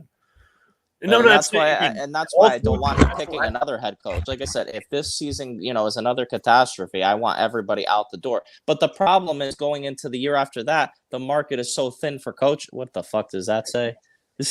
Cocaine bear. Again, that's why I say all 3 levels of the organization are bad. Head coach, general manager. It gets worse as you go up the organization. And we're not going to have money if we put our team into cap help, which I expect them to do. I expect them to do. And you know what's going to happen is we're going to get stuck with another first-time guy. We're going to be, drafting a quarterback with our first selection. 9 times out of 10, it's a defensive guy. Woody's going to tell this defensive guy, rookie head coach, with no experience whatsoever being the head coach, we're taking a quarterback. I know you have no experience developing a quarterback. Figure it out. And then we get on the hamster wheel again. Round and round it goes. So you can fire everybody you want. You're not going to get a guy in here because he's not going to pay him, and it's going to be the cycle all over again. So, you're better off just holding on to what you have because you don't know what you're going to get on the other side. I'm not 100% on that. I see where you're headed there from, but it's not like just because the ends don't justify the means. Sala and Douglas haven't done a good job, but you're also right in being scared of what's the unknown once these guys leave because who the hell is Luka, or they could dissolve as a franchise. Yeah, when is that happening? They're not. They would do us all a big favor if they would just relocate this disaster to St. Louis. The league won't let that happen. No, they will not let a New York. They won't. They don't want to lose a New York market. I don't know. LA lost 2 teams in '94 in the same year. I mean, the NFL. Nobody in LA. LA The is NFL still a had Raiders town. three teams moved in the same year between the Raiders, the Rams, and the Chargers. You know, if things are a disaster, people aren't going to the games. Teams leave; they don't care. What's funny is Team's worth the a lot two of teams that went to LA were the wrong teams. LA's a Raiders town. They don't give a flying fuck about the Rams or the Chargers. If there was Well- a team that should have went to LA, it should have been the Raiders. The Rams were there respectfully for 50 years. The Chargers true. made zero sense whatsoever. But the I thing with agree. the Raiders, the Goodell stepped in and prevented that, because I remember when the Raiders played in LA, it had more to do with gang-related issues because the colors are silver and black. They did not want the Raiders back in LA again. It wasn't going to happen. Yeah, you bring up a good point. I didn't even think of that. Yeah. But that's LA as a whole now too. So Well, yeah, if you've ever been to LA, and I've been there, I have it's not even family a there. pros. Yeah, it's all about USC. It's USC, the Rams, the Cowboys, and everything else, the and then Dodgers. it's Lakers town. So, yeah, and the Lakers. And the Lakers. But 2 hours and 24 minutes. I think we could start wrapping up. I'll let Luca go one of the last ones. I'll start with Afram. So hopefully in 3 weeks, if they make some decent moves to help this offensive line, see who they can convince and to come here. Sign some guys with like 4-year deals with 2 years out, option out of 2 years, like he usually does. You never know. And hopefully Rodgers is in on it as well, recruiting guys. You can get at least two offensive linemen. Will better this team. And a quality backup quarterback, and then just hopefully the draft goes well. Okay. That's all you can hope for. Vinny? offense. I stand by what I said. You could fix the offensive line issue in free agency on short-term deals. If they can make the power play for Justin Jefferson, I'm 100% on board. If not, I'm praying for Brock Bowers. I want weapons for this quarterback. Okay. Armand? Fuck football. Thank God for wrestling. Thank God for goddamn baseball. Armand, I have a question actually, real quick. I don't use Twitter, and I just saw this on Instagram. Is it true We Want Live is trending right now? I saw somebody post that in a wrestling Facebook page since yesterday. That's been trending. I guess so. Yeah, That's please. interesting. Oh God.